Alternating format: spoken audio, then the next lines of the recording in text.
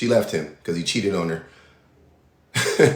He cheated on her. He was paying sex workers, and he did a bunch of stuff. He went on vacation with another woman, and he ended up now he's like dating the woman that he went on vacation, like that she caught him going on vacation with. She was like a nurse or something, and she caught him with her, and then now him and that woman are together. Allegedly, they're having like twins or some shit. So we don't know. But anyways,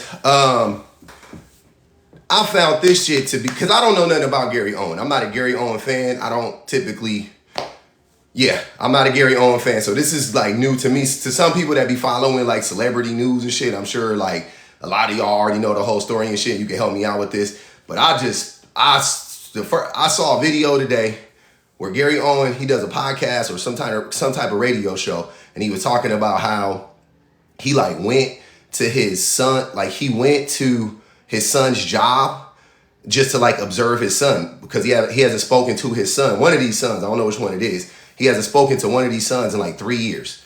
And he just was like it sounded like he was stalking his son to me, because he said he didn't make contact with his son. He stayed in the back, you know what I'm saying? He didn't, whatever. He just wanted to hear his son's voice, blah, blah, blah, blah. So I'm like, oh, creeper vibes. But okay, so it's Gary Owens. He's talking about this stuff, right? And then he talks about how, I think in the same video, he starts talking about how he also recently went to his daughter's graduation, and she hasn't spoken to him in 3 years either. And basically he went there, and he like, same thing, he was just observing or whatever. He like recorded her, and then he sent her a text, and she was like, I'm blocking you. Like you're not respecting my boundaries, blah, blah, blah. Good for her. Now, the thing that it was a couple of things, for sure, Haram. If your kids don't talk to you, red flag. Especially, look, okay, time out. Let me go back before I get off track. The thing that I found interesting about the video that I saw, though, was that it was like something to the effect of like, this is what men got to go through. It was some type of like sympathy play to make you feel bad for Gary Owen. Like he pays for everything and this is what he gets. It was like something like that. And I'm listening. So that's what I read like at first. And then I'm watching the video and I'm like, what? Like, huh? What the fuck does him paying for anything got to do with like what he did to his family? So I didn't know the full story. I knew that his wife had left him because of infidelity, right? Like probably amongst other things, but infidelity was one of the major things. I knew that already. So I was like, let me go read into this more. You know what I'm saying? Let me go look this up, right? So I go read about it, and so a lot of stuff happened recently. So it was like I kind of got it like while it was kind of fresh, I guess.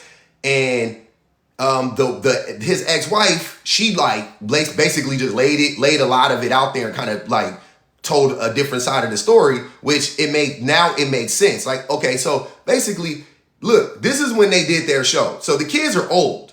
These aren't little kids. You can't manipulate these kids. You can't, right? Because a lot of men will come out and be like, see, that's that manipulation from the mama and da-da-da-da-da. They don't do that shit. These kids are old enough to make their own decisions, right? And they have all pretty much come to the conclusion that I'm not going to talk to dad. I'm not talking to my father anymore, right? Why do you ask? Because he cheated on their mom. And he's famous, so I'm sure it like doubly hurts because everybody knows that he cheated on her mom. Like, you know what I'm saying? Like, it's different not to say it's different as far as how it hurts my wife, but it's different how, like when you're famous and you do something like that, then it's like not only like, when you're anonymous, you could, what I'm saying? Like you could cheat and nobody will know. Like it could just be like, you break up, whatever. And yeah, it's hurtful, but it's not as painful, right? But I'm sure from him being fake, it just made the situation 10 times worse. So it's, it hurt them even more. So none of the kids want to talk to him. None of the kids want to talk to him, right? You don't think that you think you can't blame her. Look how old they are. So she's out of the question. Ain't got nothing to do with her. I'm saying she's not poisoning them. No fucking way. And they talked to him before the breakup. So it wasn't like they hated him before they got divorced. They hated him after they got divorced, right? Okay. But I'm listening to Gary Owens and he's like, it sounds like he's about to cry telling these stories. And I'm sitting there after I got done, after I put everything together, I was like, this motherfucker is trying to gaslight the world. Like, he trying to pull off the biggest heist of all time to me doing this shit. Like, what? Bro, so you mean to tell me you cheated on your wife. She caught you. You got divorced. Your kids don't want to talk to you, and you don't understand why they don't want to talk to you? That is a part of the male condition. That is the fucking delusion, the delulu that I talk about with men. That shit is fucking crazy. What? You don't understand? You don't get, he didn't say he didn't understand, y'all. I'm not saying he said that. I'm saying if you watch the video, it's very apparent it's almost like he doesn't understand. But it's not that he doesn't understand, it's that he hasn't taken any accountability. He hasn't taken any accountability whatsoever for the reason why his kids don't want to talk to him, right? He completely understands why they don't want to talk to him. He just doesn't want to take any accountability. He's like, I guess I just got to wait this out. It's been 3 years already. Like, that's the impression I got. Like, how much longer can it take? I'm waiting. I'm here. Like, no, bro. No. You fucked up. And I'm only using him once again. This is not about the celebrity. I don't give a fuck about Gary Owen. Once again, I'm not a Gary Owen fan. I don't know shit about him or his wife. I'll tell you my one memory of Gary Owen. I don't think he's funny. None of that shit. I got one memory of Gary Owen, and that was when he did a video and he got his wife to say nigga. So, you know what I'm saying? He like used her to say nigga like repeatedly in a skit or whatever. And I was like, oh, I knew I never liked him for a reason. Like, that was crazy. I don't know why she signed up for that. That's neither here nor there. I'm just letting y'all know I'm not a Gary Owen fan. I'm just using him because, once again, yes, he's famous, but this is common. What happened, him cheating on his wife, right? Common. Financially abusing people because she claimed that right after so he cheats on her. She files for divorce. He stops paying for shit. Nigga, you cheated on her. You cheated on her. She didn't cheat on you. You cheated on her. And then you stopped paying for shit that you've been paying for this whole time because you cheated on her? Like, bro, you can't. And I believe it. Y'all can, you don't know the full story. I believe it. I believe he cut off the money. That's fucking common too. That shit men do too. That makes a lot of fucking sense. So he is not taking any accountability whatsoever. And that's why I said a lot of men abuse the mother of their children, but then turn around and expect their children just to like turn a blind eye to that shit because they were like paying for some shit. And this is also proof that men use their ability to provide to abuse their spouse and family. And that's why a lot of men are very invested in being providers. Like that, like y'all could change my mind about men being obsessed with being providers because the reason why I say that is because I don't think most men actually want to be providers. And when I say that, I'm saying like, because if we did, we would provide much more than money, right? Which we don't. So we're only interested in having that power in the relationship financially. We want the ability to financially abuse and misuse our women and whatever, right? So that's what I believe, right? And a lot of men think that because they offer financial support or stability that like their family owes them loyalty and perpetuity. No matter what the man does, no matter if the man cheats on the mama for 15 years or whatever the case may be, publicly humiliates her and all of this stuff. Oh, no. But I paid for you to go to college. And there's a bunch of shit that I picked up on, right? His daughter, he said that she went to, I'm thinking this is the daughter he's talking about. It's the only daughter I see. So apparently she just graduated from college and she graduated magna cum laude, right? So she's super duper smart. And so they've been divorced for a while now, right? 2 or 3 years now. So that was and she graduated in 3.5 years. So the whole time while she was in college, she wasn't talking to her dad, and she graduated magna cum laude, right? So magna cum laude. So that tells me that her mom was her support, right? He can't even take credit for his daughter. The mama did that. The mama was the one that supported her. The mama was the one that raised her. The mama was the one. He can't even take, because he's a traveling man. He's a traveling man. All he was a fucking paycheck. All he was a paycheck. All he did was give them money. And in the end, and rightfully so, they don't like that nigga. So your money don't buy loyalty, men. Nobody owes you loyalty because you paid for them to have, like, y'all like to put, you inflate your value, right? So you create the problem. And when I say that, I'm saying this. So we will tell women, you don't have to work. I got you. You don't have to work. No, shh, I got you. You don't have to work, right? Which is, once again, and we sell it as it's a blessing. I've already talked about that. It's not a blessing, right? And here's why. I don't know what this woman does. But let's say she's been a house, because he's rich. So let's assume she's been a housewife. She's been taking care of whatever. She's going to get alimony, no doubt about it. But she'll never recoup all the money she lost during that marriage by not working. She'll never recoup that money. Right? So he was basically holding her hostage. And a lot of men, that is our wet dream, is to get a woman in a vulnerable position financially so that we can manipulate her and we could abuse our power. So we could cheat in peace. So we could say, what you gonna do, leave us? Where you gonna go? You ain't worked in 10 years. Where you gonna get a job? At Chipotle?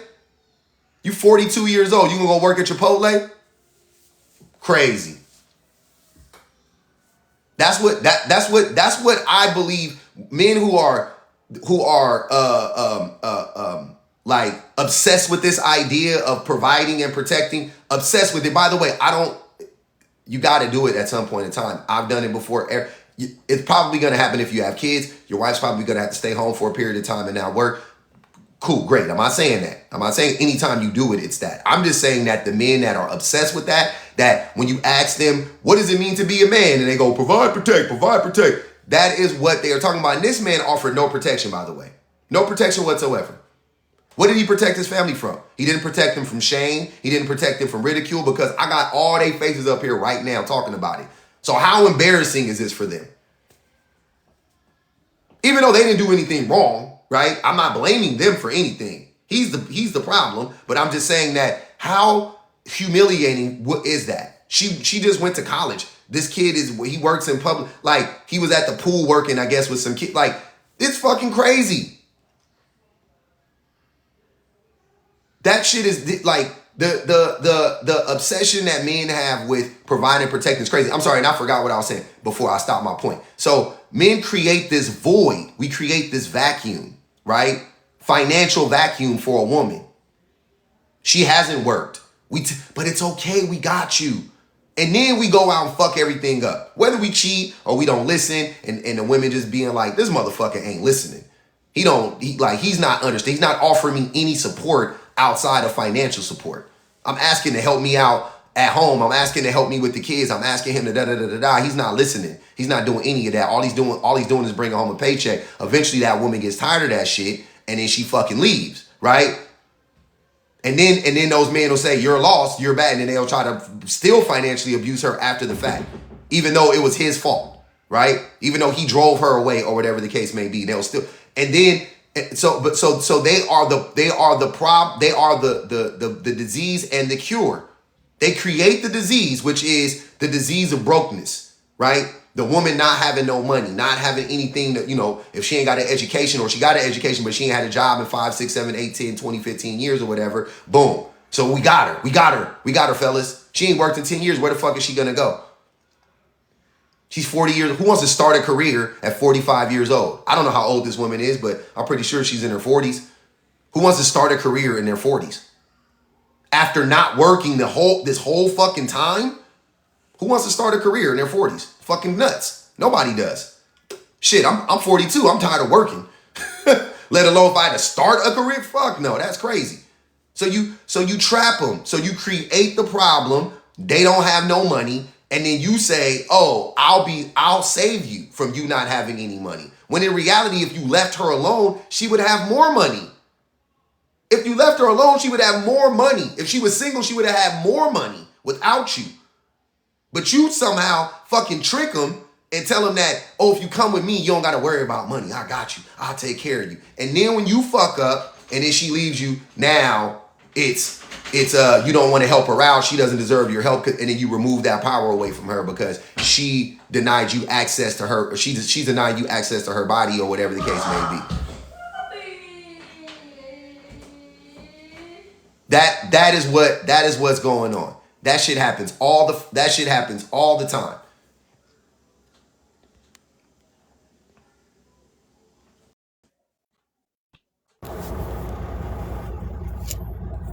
Oh, what's up, Bajan? What's up, man? I'm always on here with you, man. You are. Hold Uh, on. Let me see what this got. What, Jackson? Okay, go tell mommy. Mommy, Jackson's ready to go to the house. Oh, she's in the room. She's getting ready. Okay. Son's ready to go to the store. Okay, go ahead. yeah. I just wanna I got a quick question regarding Yeah. the relationship and the kids and the divorce. Mm-hmm. And this, you know, I'm, went through divorce and everything like that, and I got two daughters, and I'm actually getting a relationship with my youngest daughter as post divorce. I mean, my oldest one. But my issue, sometimes I can understand what he's going through because I'm gonna say this. Like my daughter always came to me before. She was like, "Mom, involve like the parents should never involve the kids into the reasons why is a divorce. It affects the relationship with the father and the kids. Regarding that, because I personally miss a lot of time out with my kids because um my kids now there was like mom told us stuff that wasn't true and I missed a lot of time with her. Now my relationship is 100% better with my kids, both of them in college, and we got I was out of the house for like 5 years, but our relationship now is so much better than it was post divorce once they're out of school and out of the house than it was pre during the divorce proceedings and all of that stuff. So I could understand like what he's going through, part of what he's going through, but I was like, it's some of the stuff that you don't need to speak to the kids about, because it's nothing to concern. Adults don't involve the kids into adults conversations. Yeah, I don't buy into that. You I don't. think no, kids are human beings. I think you should treat them like human beings. I Um, understand. I if you understand that, but wait. If you get caught, if they ask questions, I'm going to answer them. Depending on the age, of course, you're not going to just tell them like, "Daddy was fucking his mistress." Like, of course, you ain't gonna say it like that, but you could be like, "Hey, Daddy did something very bad," and blah blah blah blah. And as they get older, you might reveal more and more. But yeah, I'm going to tell them. I would tell my kids exactly what happened. Eventually, okay, depending on but if they're this old, I'm telling them exactly what happened. okay. I'm not holding Okay, nothing back. I'm gonna tell you something. My daughter came to me and told me last week. She said she's 18 now and about to be 19. She told me, she was like, Dad, she was like, Mom's always talking bad about you. She was like, your relationship and mom relationship have nothing to do with my relationship with you because it's not the same. And she was like, she don't like the fact that her mother talks bad about me. While she was like, that have nothing to do with me, Dad. She was like, so I don't understand why she's coming to me and talking bad about you. And she was like, because that have nothing to do with you. This is an 18-year-old telling me this, at the time. Okay. So, That's how she felt. so I'm not gonna tell her she's wrong for feeling that way, but once again, I wouldn't get mad at the mom I would change my behavior so that the mom wouldn't say bad things about me anymore. No, that's the thing. We haven't. The mom still says bad stuff, even though her mother and her and me don't interact. But her mother still speaks bad about me. That's what she's telling me. She was like, So "You you and don't mom interact don't." with the mother. So No, you don't no, interact with the mother of your children. no, no, no. Both of them over 18, and she's remarried. So I just have a relationship with my kids now because my kids are out the house. I don't need to have a relationship with her. If something happened to my kids, I contact her, but I don't have a everyday relationship like when my kids was under 18 because my kids are adults now. So So that why I know, would but so if you don't have a relationship with the mother of your children, I don't care how old your kids are. If you don't have a relationship with the mother of your children, you obviously fucked that up royally. So if she's no, talking no, bad no, about you, that's your fault. Like you no, fucked it no, up. no. That is not. So be for It real. was not my Be fault. for real. Be for real. She ain't lying on It, me. no, yeah, she is. Yeah, she did. She Oh, did plenty of lying. okay. She did plenty of lying, and my kids come to tell me Okay. myself. My kids come to tell me And myself. this is what I'm talking about. This is like Gary Owen, right? Like, so you haven't accepted any accountability for what you No, did. I accept account. Yeah, I wasn't. I'm You don't human. sound like I'm human. I wasn't perfect. But one I thing mean, about to say, me, I don't. wait. That's not it, Bijan.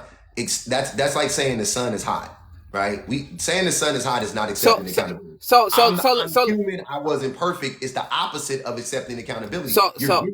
Wait, listen. You're excusing yourself. You're saying I'm a human. What do you expect me to do? We're not perfect. Which you know it was deeper than that, though, right?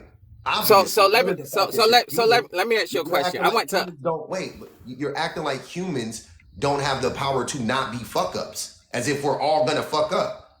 Like, it don't mean you gotta. Nobody said you gotta be perfect, but do you have to fuck up royally? No.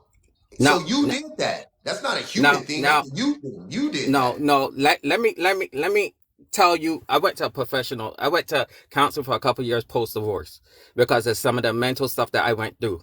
Now I'm going to tell you what a professional counselor said. It takes two. This is a counselor. This is a professional person. It takes two. It's nobody's fault 100% on when it comes to my marriage and what the issues we had. She also said that it wasn't you guys could have worked those things out. It was minor Wait, so things. And and and oh, wait, wait, and wait, wait, but John, wait. I don't know what happened between you. I don't believe that you're gonna tell me the truth anyway. But so Gary Owen cheated on his wife, and paid women. He paid women and cheated on her with multiple women. How is that her fault? I'm not saying it was her fault. You I don't just know. no. You no. You just said that your counselor told you that it's not always 100%. How is that? I, What I said percentage? I I said just in my marriage. I didn't say No, his. you just no. You didn't say in your marriage. You said, and I quote, my counselor said that it's never 100% somebody's fault. As far as like as it Right. pertains to the demise of a relationship. I just said that Gary Owen cheated on his wife with call girls and with multiple other women. How is that her fault? I don't know what went behind the scenes of their marriage. I'm I telling you don't that know what that's what behind. happened. Everybody No, knows that no, that's what no. happened. You You don't. You don't need to never. say, let's assume that that's So what happened. let me What say is this. the On reason? I'm gonna say this. On this platform, you always put 100% blame on the man. That's all I you do. don't. Yes, you do. That's stupid. I I never don't. hear you put all. I never heard you on your platform say anything but put Yeah, you're 100% lying. blame on the man. You're lying. But John, you know why I don't believe you? Because you're lying to me right now Okay, about what I said. tell me why. Tell me when you did it. Tell you when? What do you mean? When you did not put 100% If blame a on the woman man. cheats on a man, I would say that she cheat. What the fuck? I always said that. So so I let don't so let me care. so let Sir, you can't sir, don't interrupt me. If a woman cheats, she is 100% to blame for her cheating. If a man cheats, he is 100% to blame for him cheating. If a woman abuses a man, she is 100% to blame for her abusing that man. If a man abuses a woman, he is 100% responsible for abusing that woman. I don't mince my words, bro. I don't.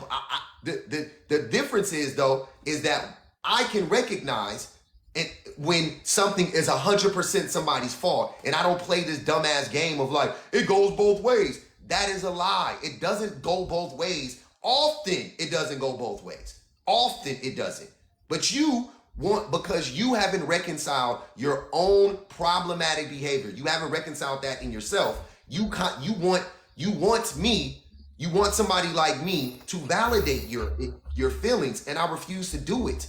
You fucked up. You are the reason why your ex-wife doesn't talk to you. You are the reason why she talks bad about you. It's you. But you keep blaming everybody but you. You want to say, oh no, it's her. She's a terrible human. No. You did it. You just said, I'm not a perfect human being. Nobody said that. You think that's what she's saying to your daughter? Well, your dad's not a perfect human being. Or is she telling your fucking daughter exactly what you did to her? That's what I'm saying. And now you're trying to get up here and lie to me and say, no, she's just lying on me. No, she's fucking not lying on you, bro. Like, stop it. You're lying right now. You just lied on me. Why would I believe you? Man, Why would I man, believe you lied on your ex-wife when you just lied on me? you can't make first thing, that's assumptions, and that's wrong. But what I'm saying to you, that's wrong, because you don't, because if I have to, you know what, next time you get on live, I'm gonna have both my daughters here to prove to you that I'm not lying. That's a promise. That's a promise. I get them next weekend. They're coming to my house next weekend. When you are on live next weekend, I'm gonna have both my daughters on your live and proving to you that I'm not lying.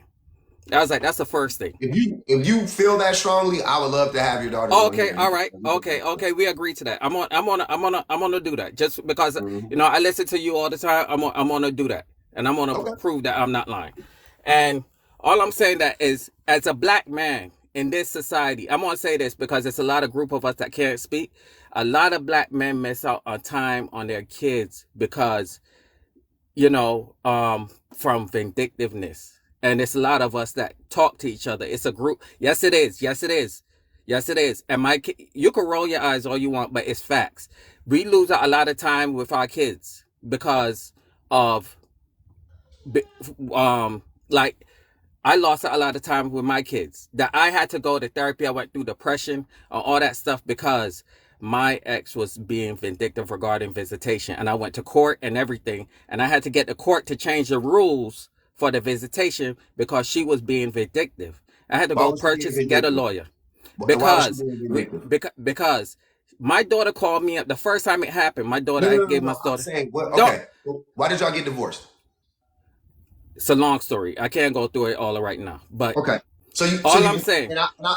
Look, I respect you not telling me the story because it's online. I'll be actually shocked when people be telling me their divorce stories. I ain't gonna even hold you. But I'm just saying though, since you're not gonna tell me the story, then please excuse me if I'm going to assume you fucked up your relationship. Okay, so you actually makes sense for her to.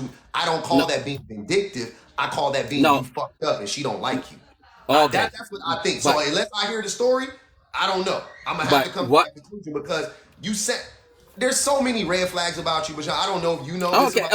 You gonna judge me off of 2 minutes? You don't know me. You can't judge somebody off of 2 minutes. You many times, and you say the same. Yeah, but you don't know me. That's the thing. You don't know me. Sir, you gotta stop. Sir, don't gaslight me. It ain't that I don't know you. It's that yes, you do. Literally have red, brother. If I got up here and said that, if I got up here and started to lie on a person, that's a red flag. How you know I'm lying? If I started lying on you, you would think I was you would be like this. You are lying on me. I'm lying on you now. Yeah, you're lying on me now. How am I lying on you? Because what you're saying about me isn't true. Well, wait. I'm not lying on you. I just told you that my assumption is that I'm not lying on you. That's not a lie.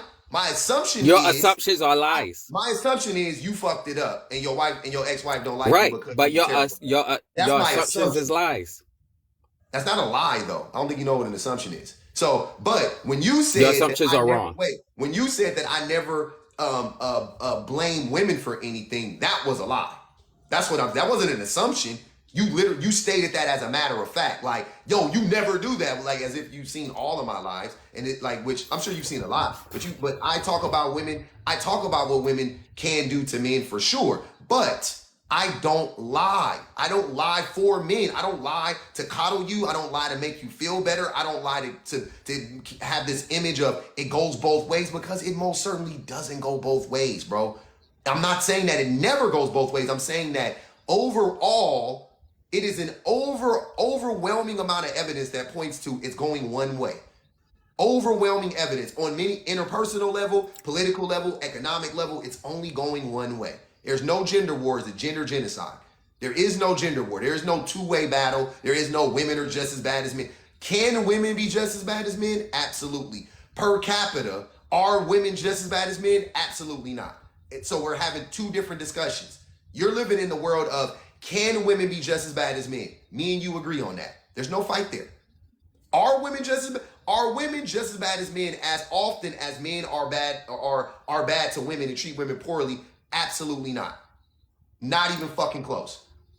Okay, so I know that you like basically Now, the now you about to lie. no, you don't even know what I'm saying.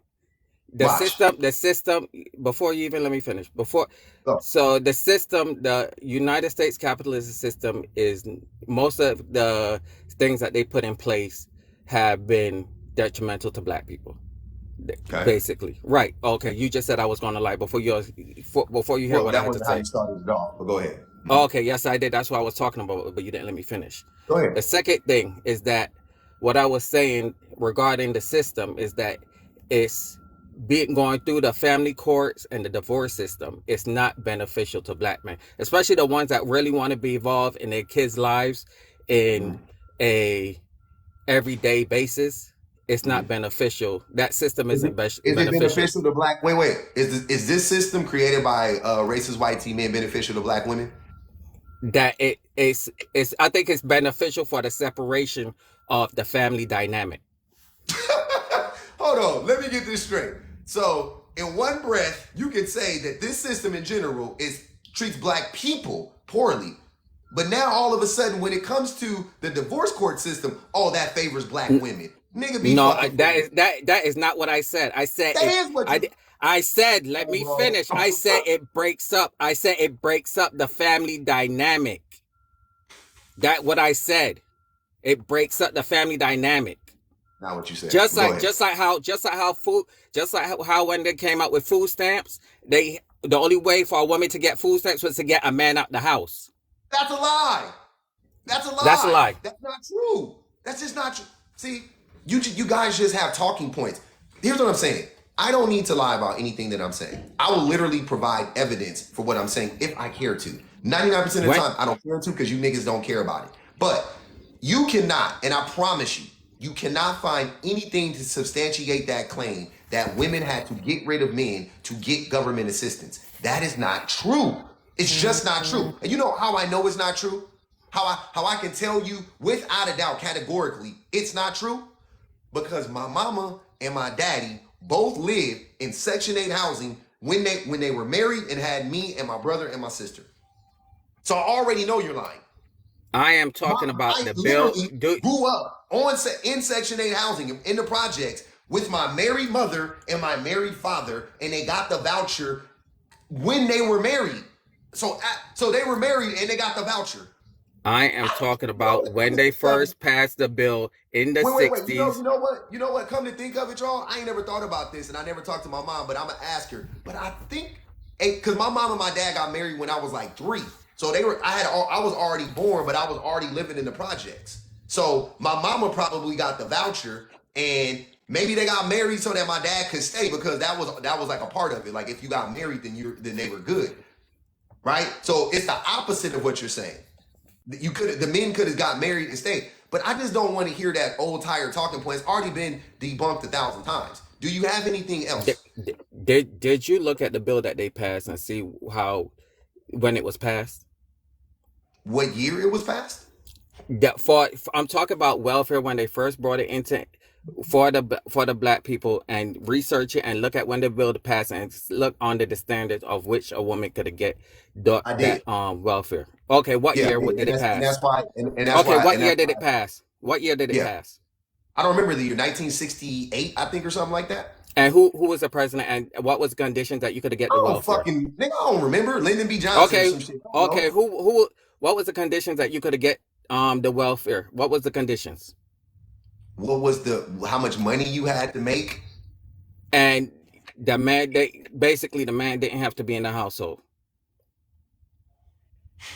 They also could be married, sir. That's what I'm trying to tell you. Oh my God. Oh my God, yeah, now you cooked. The women can could be married, sir. Yeah. Also, the man could be married to the woman and he could stay in the house, but the men chose not to marry the women. So it's the opposite of what you're saying. You're just lying. You're not. That's what I'm trying to tell you. You didn't look it up. You just heard somebody tell you that shit. I know. You didn't look it up. You didn't read it. You didn't research it. So stop talking about stuff you don't know about. I'll research. I'll send it to you and show you. Since I'm Okay. lying, Yeah. I'll send it to you and show you. All right. Since I I'm lying. appreciate that. And bring your daughters next week, bro. We had a conversation. I gotta move on. Y'all, hey man. Y'all be lying. Y'all niggas be lying. Period.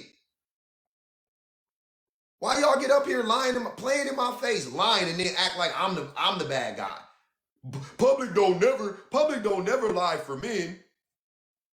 Public, that's literally when I hear y'all talk, that's what y'all be saying to me. Public don't never lie for men. That's what I hear y'all say. I know y'all don't say that's the quiet part, right? You don't say that part out loud. What y'all want me to do so badly, what you need for me to do so badly is for me to lie to run cover for men. But I won't do it. I'm not gonna do it, dude. That shit is weird. You gotta be a fucking weirdo to do that. It doesn't make sense. I don't give a fuck. Why do I like the truth. That's it. I like the truth. I like common sense. I like to think critically. Like, that's it. That's all it is. It ain't about being loving women more and hating. It ain't got nothing to do with that shit. All I'm talking about is the fucking truth. The truth of the matter is that, back to my original point, when I'm talking about Gary Owens, even he just got down this slippery ass slope. This dude cheated on his fucking wife, right? The wife left him. He stopped paying for everything. He stopped paying for the shit he had been paying for the whole time, right? And then his kids stopped talking to him. And 3 years later, he don't understand why. He don't understand why. And the mom said in her post, she said that she be imploring her kids to have a relationship with their father, which I believe. Once again, consistency. I've seen that 1,000 times. I've seen women run cover for the toxic men that hurt them and shield the children from that shit. I've seen that shit. My mama did it to me. My mama did it for her, but like, I see that shit all the time. I'm like, and I'm like, this is no knock on the women who do that, but as I got older, I didn't resent my mom for this, but I wish she would have told me who my father really was when I was 10 years old. Instead, I had to find out on my own when I was 20. The hard way, after he manipulated me, after he had hurt me already, right? Because I didn't know who he was. After he abused me, then I found out who he was, right? But my mom, trying to do the right thing in her mind, that's why I don't blame her for it. She was like, if I tell this nigga who his daddy really is, ain't no way he gonna kick it with this nigga. I know my son. Ain't no way he gonna be friends with this motherfucker. All the shit he did to me and did to y'all or whatever, ain't no way my son public gonna kick it with this man. She knew that shit. She knew it. If my mom ever told me who my dad was, I never would have had a relationship with him whatsoever. She knew that. So guess what she did? She never told me the things that he did. I had to piece it together. My older cousin randomly told me some shit. And then my aunt randomly said some shit. And then my uncle told me something one day. And I had to piece all that shit together and watch my dad and then how he treated me. And I was like, oh, that's what happened. So it took me until I was in my 30s to cut that motherfucker off. So I put up with 30-something years of abuse from this nigga.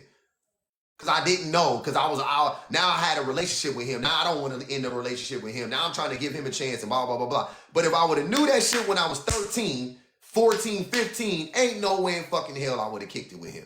Ever. Ever. Maybe took a few of his phone calls, that's it. Never would have had a relationship with him. And all my mama would have had to do was tell me the truth. She wouldn't have had to lie. She wouldn't have had to call him out of his name. She wouldn't have had to belittle him. All she would have had to do was just tell me the story from start to finish that I finally heard. That's all she would have had to do. Done. Never would have kicked it with him. And men like Bajan, when the ex-wife just tell the kids the truth, they go, oh, she lying on me, see? You see? She lying on me. They just want to hurt. She being vindictive. No, nigga, she just telling her kids that you ain't shit. That's all she doing. That's all she doing. She just telling the kids she just telling the kids who you are. That's all she did. And that's her being vindictive. No accountability whatsoever. Just like Gary Owen. Gary Owen never got up there and said, well, I really fucked that relationship up between their mother and me. You know what I'm saying? And I do really feel like I deserve this. And this is kind of like what you get when you're a shitty individual. And I will respectfully wait for my kids, and I will be there. I will be here for them when they come around. I will never stop trying to have a relationship with them. Instead, he said, it's been 3 years. So long. I just don't understand why she doesn't want to take you blocked me? I don't get it. I was just here. I hired a photographer to take pictures of you, daughter. Like, instead, that was his attitude.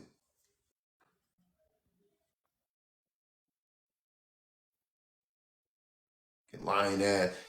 Y'all be lying.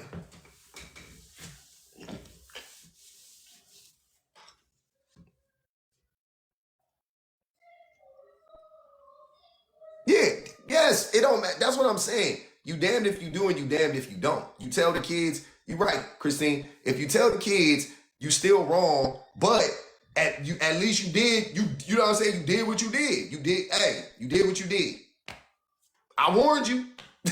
Right? Like you ain't gonna never say that to your kid, but you can sleep easy. Like, hey, I know it's gonna be a hard pill to swallow. Talking about I don't got a relationship with my baby mama no more because the kids is grown. Nigga, the kids is still your kids. What? They 18, so 18 is grown. Cause she can buy a pack of cigarettes and go to the army. She grown now. You niggas is crazy. 18 is grown. That's what we saying nowadays, y'all. 18 is grown. So public, real quick, the missing piece. The what? I feel like the missing piece here that they're not getting, that she lied on me or whatever, is that your kids, they experience you as well. And so even when, a lot of times it don't even be a lie, but let's say she is lying on you. Even when somebody is lying on you, people will believe that lie based on what they've experienced of you. So if somebody says, oh, this person is a liar or a cheater, or those kids are going to think back in their memory bank to how you showed up with them and for them and how they remember you being. And that's what's going to determine how quickly they believe that lie. Like, it ain't too much you can tell my son about me. Like, period. I don't care if it is true. My mom is the sun and the moon. Like, because that's the way I show up for him. That's the way he can go on to him.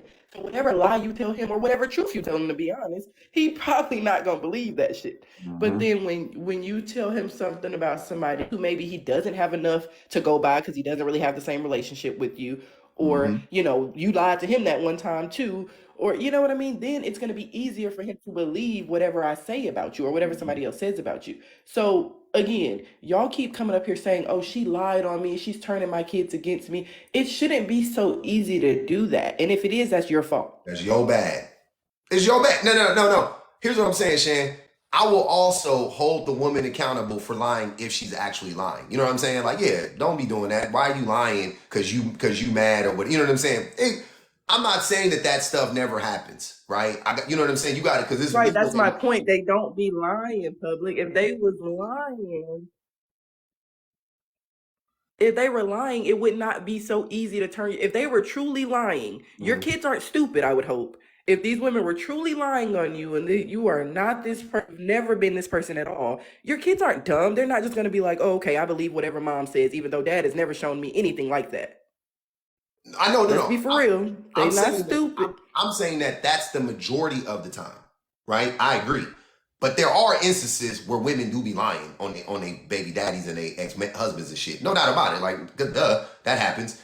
So I want to make that clear that like the same thing with gold diggers. Like it doesn't hurt to acknowledge that, of course, there's a demographic of men and women who would lie on their exes to poison the relationship between their exes and their children. Of course, right? The lowest of low blows, right? Of course, right? It happens. People are vindictive. Men and women can be vindictive, right? No doubt about it. I'll acknowledge that.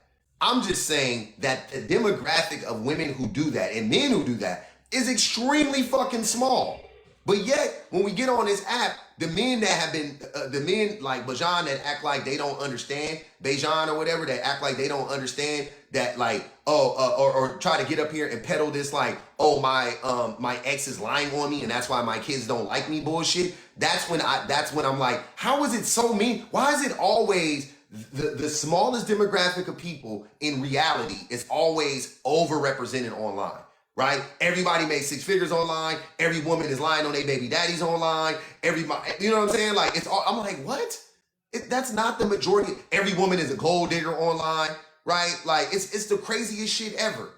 And I'm like, let's get. I know where a lot of us are perpetually online and we don't know real life, right? But let's try to get back to real life somewhat. In real life, the vast majority of men and women, I will give both parties this nod, are not fucking lying on their exes.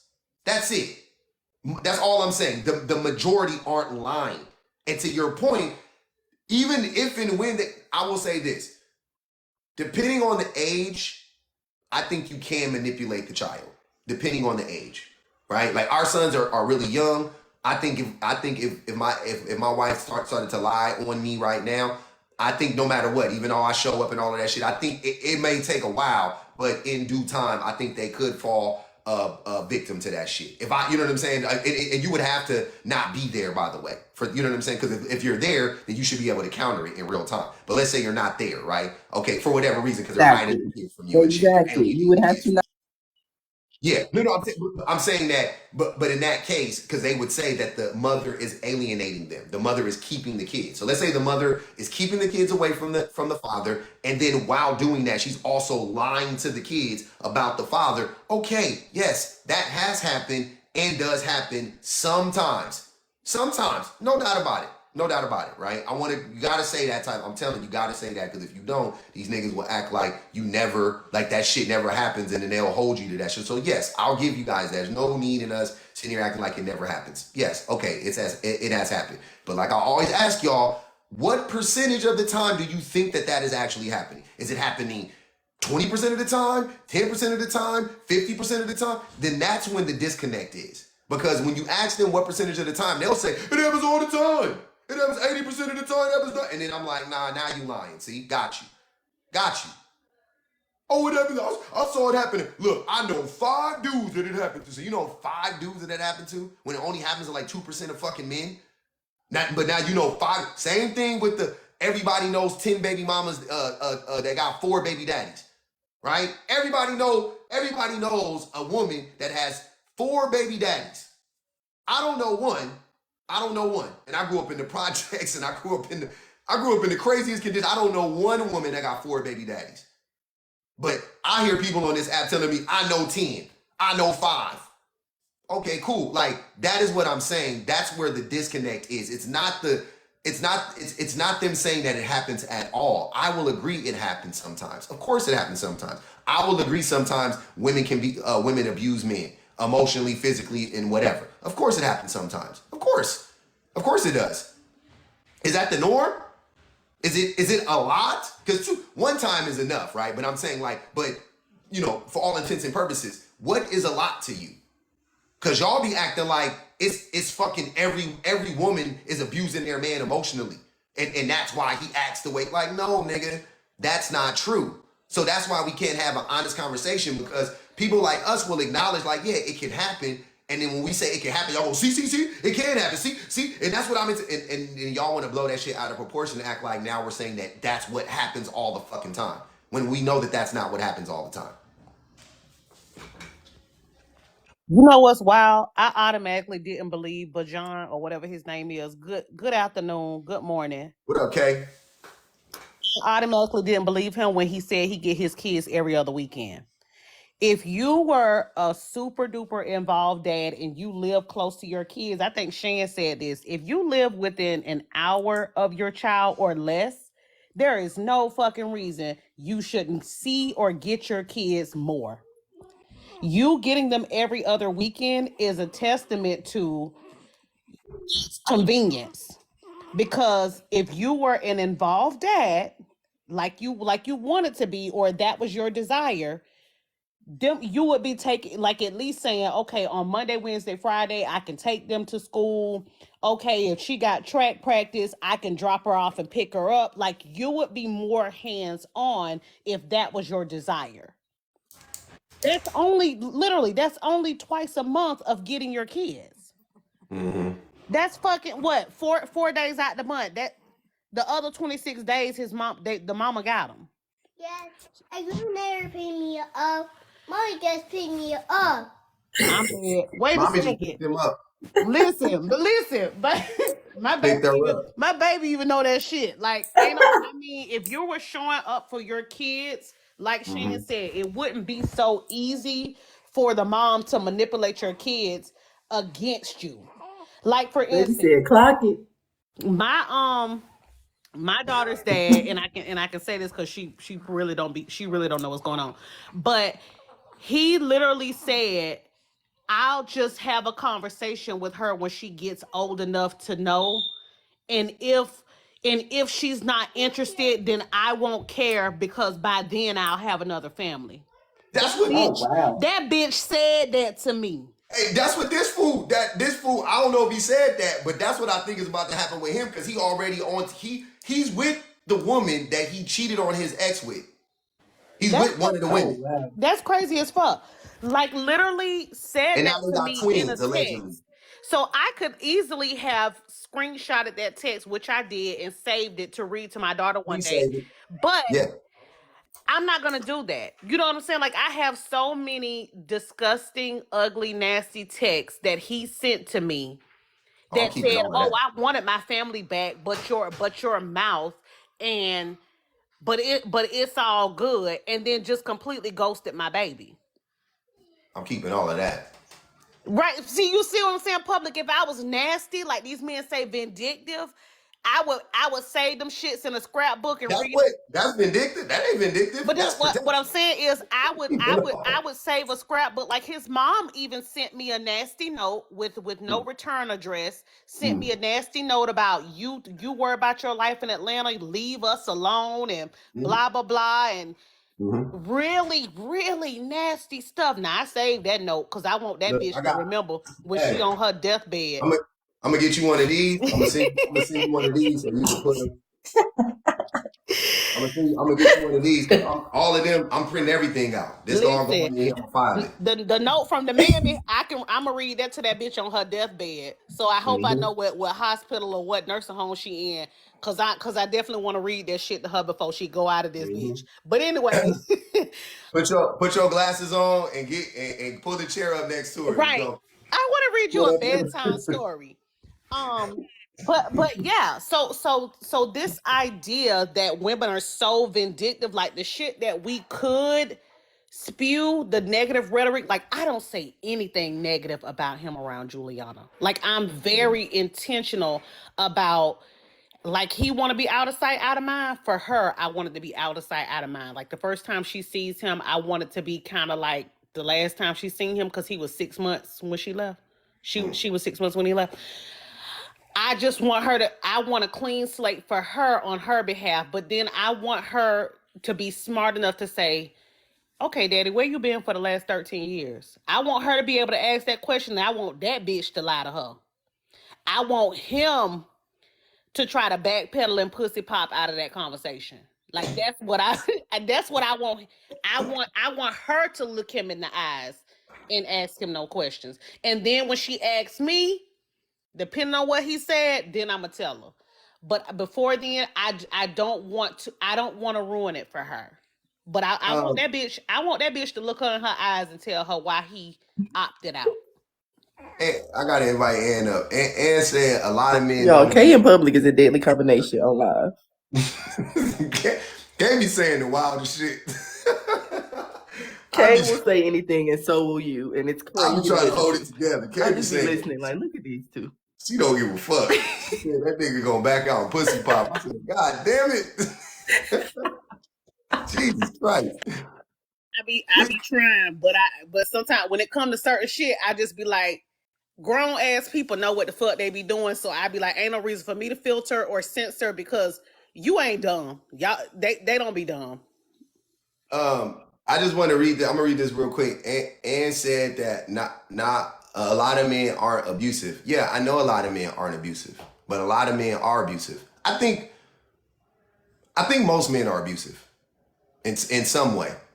You know what I'm saying? Because I think extreme neglect is a form of abuse. I think most men can be extremely neglectful. I think that verbally, most men at some point in time are abusive. I think most men who have financial control of a situation is usually financially abusive. I think most men. I know what 30% of men cheat. So 30% of men are, because that's abuse. Cheating is abuse. Like, I think when you add all that stuff in together, I think most men fall in one of those, if not multiple, categories in that. So I think most men are abusive, right? Are most men extremely abusive? No.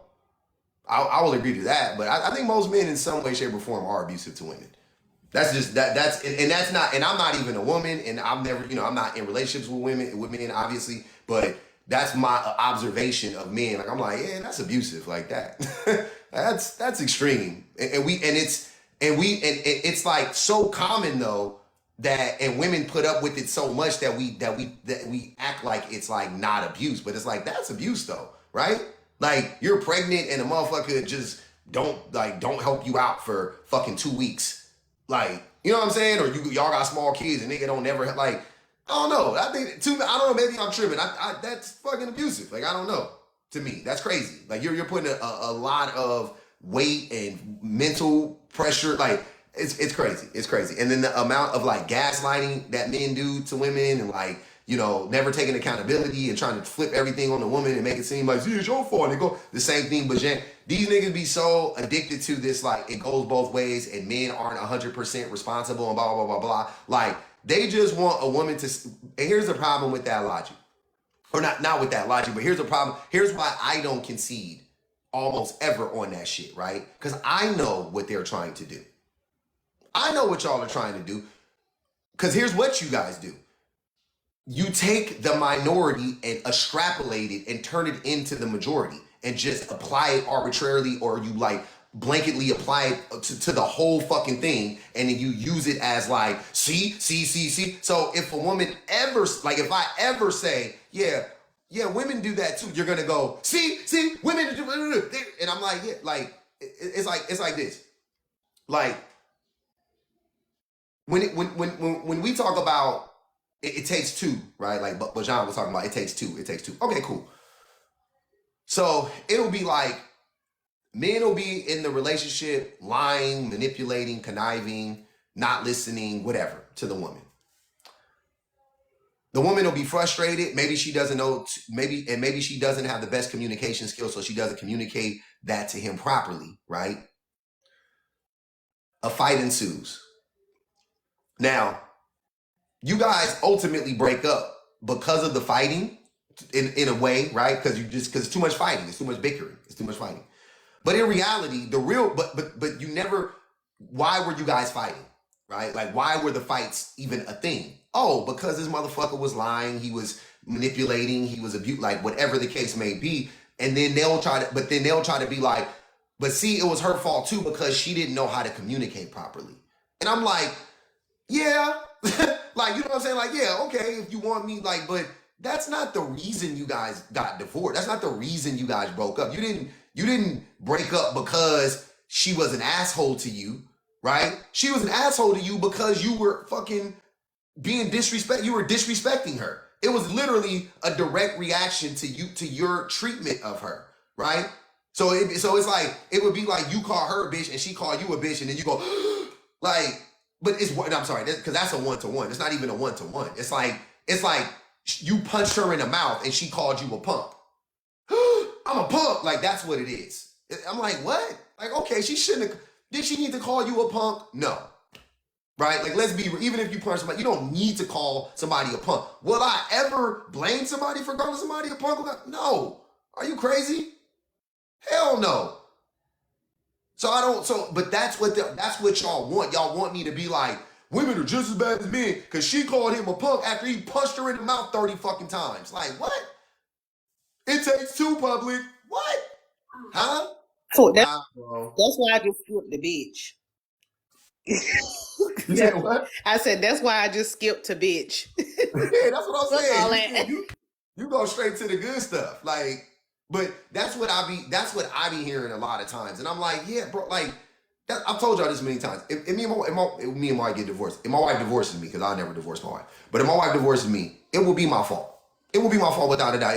I will not be up here. Y'all will not hear me online talking about she didn't communicate well with me. She got mad. Like, no, nigga, I'm gonna be like, I deserve that shit. All them yelling matches we had and all of that stuff. Yup, I deserved all of that shit. Like that, I was fucking nuts. I was doing some terrible shit. Like, what the fuck?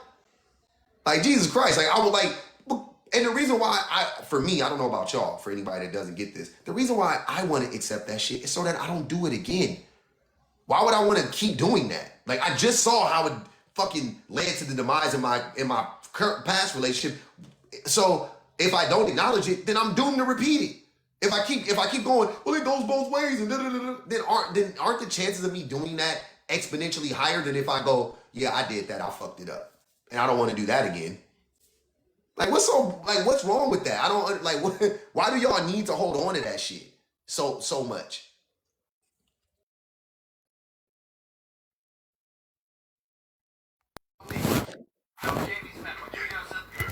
I think the other part they don't talk about too is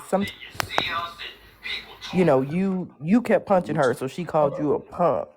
Mm-hmm. Sometimes it's you kept, whatever, you kept doing whatever you was doing, and eventually she just emotionally checked out altogether. Like, she stopped giving you the same woman that you once had, and we all know that will break down a relationship quicker than anything a man does. Like, once you as a woman stop showing up the way you always have in the relationship, you stop giving him the same benefits, you stop, treating him the way you used to, doing for him the way you used to, that is what's gonna break the relationship down. He can neglect, abuse, whatever it is that he wants to do the whole entire time, and you can just keep forgiving or putting up with it or making do or whatever. But the minute you stop showing up to that relationship the way you're supposed to, that's where the breakdown is going to happen. And then they say, oh, well, it takes two. She stopped doing this. She stopped doing that after years of you not meeting her halfway, after years of you taking it for granted or taking advantage of it. And they don't want to talk about that part. It's just, oh, you stopped showing up to the relationship the way you used to. You changed, and that's what happened. No, she changed after, like, she wasn't getting any rewards for doing all that shit she was doing. There was no benefit to it anymore.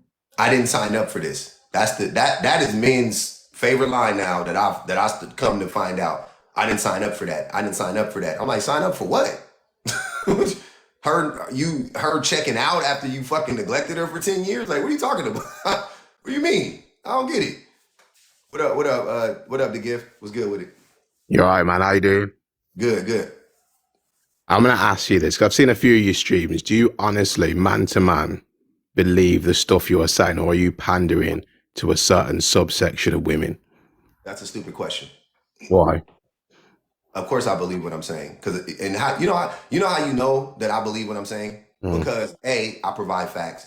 B, I don't ever waver. I say the same fucking thing, and it's always consistent. Like, not even just with this. Like, if you ever heard me talk about politics in general, all my politics, everything aligns, right? So that's how it should be easy for you to spot a person that's pandering, because they won't be consistent. Like, when you talk, you pander to me because you're not consistent, because you talk in circles and you don't make sense half the time. So I know you're pandering to me, but you can't do that to me. I don't talk in circles, right? My thing is linear. I could have a linear conversation with you, and I could just keep making, like, point after point after point after point after point, and I don't have to lie, and I don't have to, like, say stuff that's not true, stuff that I can't back up, things that I can't support with facts and data and right? Objective truths. I could do that all day long, but when I ask you to articulate or voice your grievances or opinions or whatever, you can't do the same thing. So you're the one who is pandering. I don't pander. I don't lie. About what? What am I lying about? No, but I You would have haven't to kind of, prove the it. thing You is, would have to you would have to say, for you to believe I'm pandering, you would have to be able to point out and say, that's a lie. That's a lie. So, but you're asking me, do I believe it? Because you know it's true. You just wonder if I believe it. Yeah, I believe it. no, no, no. I wouldn't say some of the stuff I can understand where you're coming from, but the thing is with you, and this is like an honest question, how have you formed? I just don't understand what you've experienced in your life to have this view. This is what I just don't get. Do you know what I mean? Like, it's just like really from your point of view, with the beliefs you've had, like where, you know, if you give like a chronological of your age and what you've experienced, how have you come up with this? Because I know when you're 18, you never used to think like this. So No, where has this come from? I think so. I talk about this a lot, but when I was younger, I never had. I wasn't raised. My mom had internalized misogyny, but I wasn't raised by a misogynistic man, so I never had that patriarchal like figure to like ruin it for me. I think,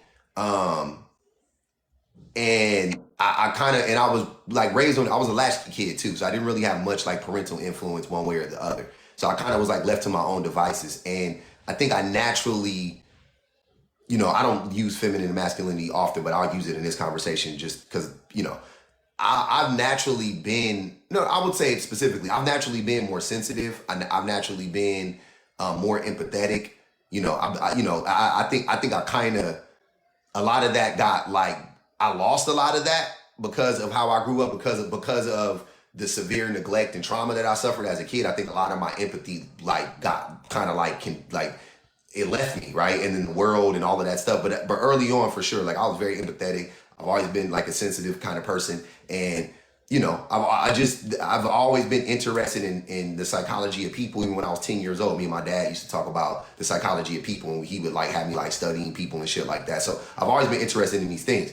But what ultimately led to this was I unlearned my religion, right? So I lost all my religion, right? When I was in my early 20s, like 23, 24, 25. It was all the way done. I was done with religion. So that helped.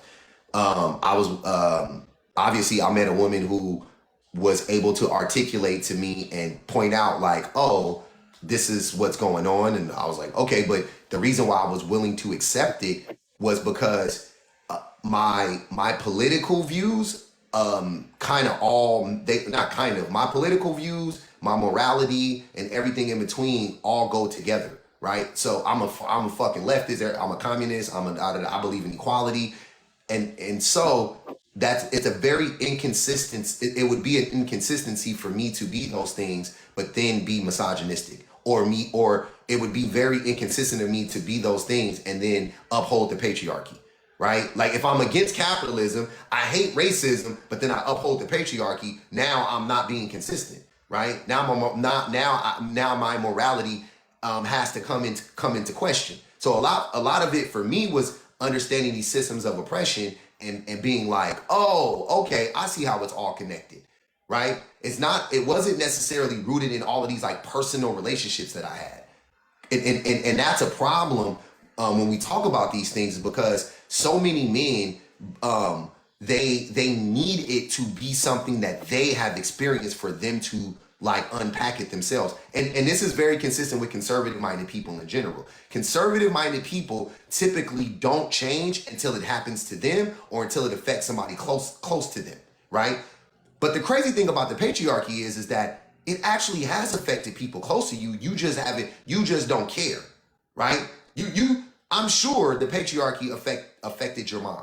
I'm sure your mom has been harassed by men before. I'm sure your grandmother, your aunties, your female cousins, your female friends, I'm sure they all have been harassed by men. I'm sure some of them have been SA. I'm sure some of them have been attacked. Like, I'm sure. Like, and that's on an interpersonal level, right? And then you talk about financially, socially. You talk about economically, right? You talk about politically. The women have been oppressed by men. So if you talk to the women in your life, if you need it to be personal, talk to the women in your life. Let them tell you their story. No. And then if you listen to them, and if the women in your life say, no, men have never done anything to me. I've never been assaulted. I've never been my man, he's been perfect to me, never mistreated me. Then cool. Maybe, No, I agree. I agree with you. Like I'd say that certain No, I'd say overall, do you know what I mean? Society has been very kind of male dominated, do you know what I mean? You know, no one can dispute that. The only thing, you know, especially with the panel, you know, the people that come on this, you know, the show, and also even some of the women in this chat, I'm not going to say all women, okay? But there are definitely a subsection of women that are out there who do make poor decisions, all right? Don't really take responsibility. And also as well, you do find a lot of them have, which have experienced, these types of women have a lot of trauma and things they need to unpack from And their who traumatized so them? they're Who unable to find but a here, relationship which is wait, wait, wait. satisfying. Who traumatized them?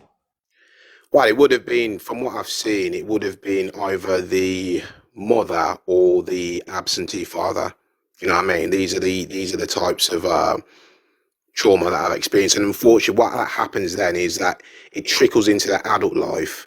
So And it manifests wrong. itself in them making sometimes bad decisions in choosing men, or even if a good man comes along, you know what I mean, where there is any drama and there's like mutual understanding, they're incapable of receiving that type of affection. Do you know what I mean? So then they end up in some kind of... So why would here's a question I'm always gonna have to this, and maybe you can answer it. Anybody who uses this line of thinking, you guys never can answer this. But why is the onus on the one? Why is the look? If you go to a grocery store, right, and you know, you're buying a product out of the grocery, you're buying a gallon of milk, right? It's closed, it's a gallon of milk, it's in a grocery store. Isn't your assumption the gallon of milk is good? That it's not rotten, it's not spoiled? Isn't that your assumption? Because how would you know until you opened it, right? No, but the thing is, it presents. but the thing is though, we're not talking, you know, let's be honest, yeah, the women in this chat and also on this panel, we're not talking about like an 18-year-old or a 20-year-old. No. But hear me out though. Hear me out though. What I'm saying is that the gallon of milk presents as a gallon, like as a good gallon of milk. It's not rotten, it's not spoiled. You don't know until you open it. So you go, you check out, you go buy it, you go home, you open it up, and it's rotten. Who do you blame? Am I to blame because I bought the rotten gallon of milk that presented as a good, it looked good to me from the outside? No, you're not to blame. For the first time, you're not to blame how you say. So let me just give you my analogy as well. You're 18, you've bought the milk, it's rotten, bought it from a certain store.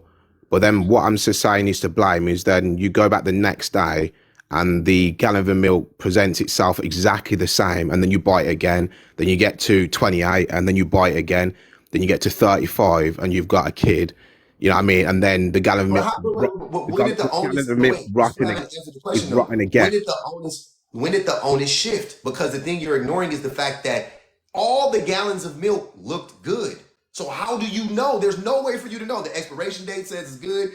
You touch it, you feel it, it feels good. You shake it, everything looks good. You don't know. You don't know. We didn't. No, but it doesn't take. But wait, and my point is because that's how people are. Because you don't know. People are. How the fuck do you know when somebody is masking who they are? So why would the onus be on you or me? Right? No. Listen, I'm gonna tell you this. If you told me right now that you had a woman and she cheated on you, right? Yeah. You had a girl, she cheated on you. And going into that, there was no red flag. I mean, you know what I'm saying? She was a good girl, quote unquote. She cooked, she cleaned, y'all kicked it all the time. Every woman, yeah. Every woman that's been like that. And it come to find out, some mad stuff. There's always been red flags. Always. I've just ignored them. There's not always red flags. People mask, and some people are really good at masking. Some people aren't. Period, point blank. That's just what it is, bro. So making these assumptions that there's always red flags, and red flags meaning what? Like, because just because you got into an argument with a person, like, here's what I'm saying. If you catch your girl liking a dude's picture on Instagram, what is that a red flag of? It could be she just has different. She has a different viewpoint when it comes to relationships. She has different expectations than you do, right? You think that that's disrespectful. She doesn't. You guys never discussed it before, but she likes some dude's Now, look, picture or let me just say whatever. this. She put But hard eyes. public, there's Let a me just say caveat. this. But Let me just public, hold go on, on. Give, because even there's a caveat to that. What happens when what you're trying to imply that there are red flags and everybody should recognize the red flags? Okay, cool, red flags. What happens when a woman constantly questions a man? Y'all feel like that's asking too many questions or nagging. Okay, all of a sudden it's you don't fully trust me, etc. So if she asks questions, she's nagging and has trust issues. If she doesn't ask I'm questions, back. she's stupid and oblivious and she doesn't recognize red flags. Pick which one you want it to be. And then you said, okay, well, if she gets a good man, then her trauma might limit her to, asking questions of that man or whatever the case may be. Y'all move the goal. I think even in your own analogy you're trying to make, y'all move the goalpost so fucking much that it's like y'all would rather a woman completely shut up and not ask you questions and then turn around and blame the same woman for not questioning the man and seeing red flags. No, I What can fucking sense understand. do that make?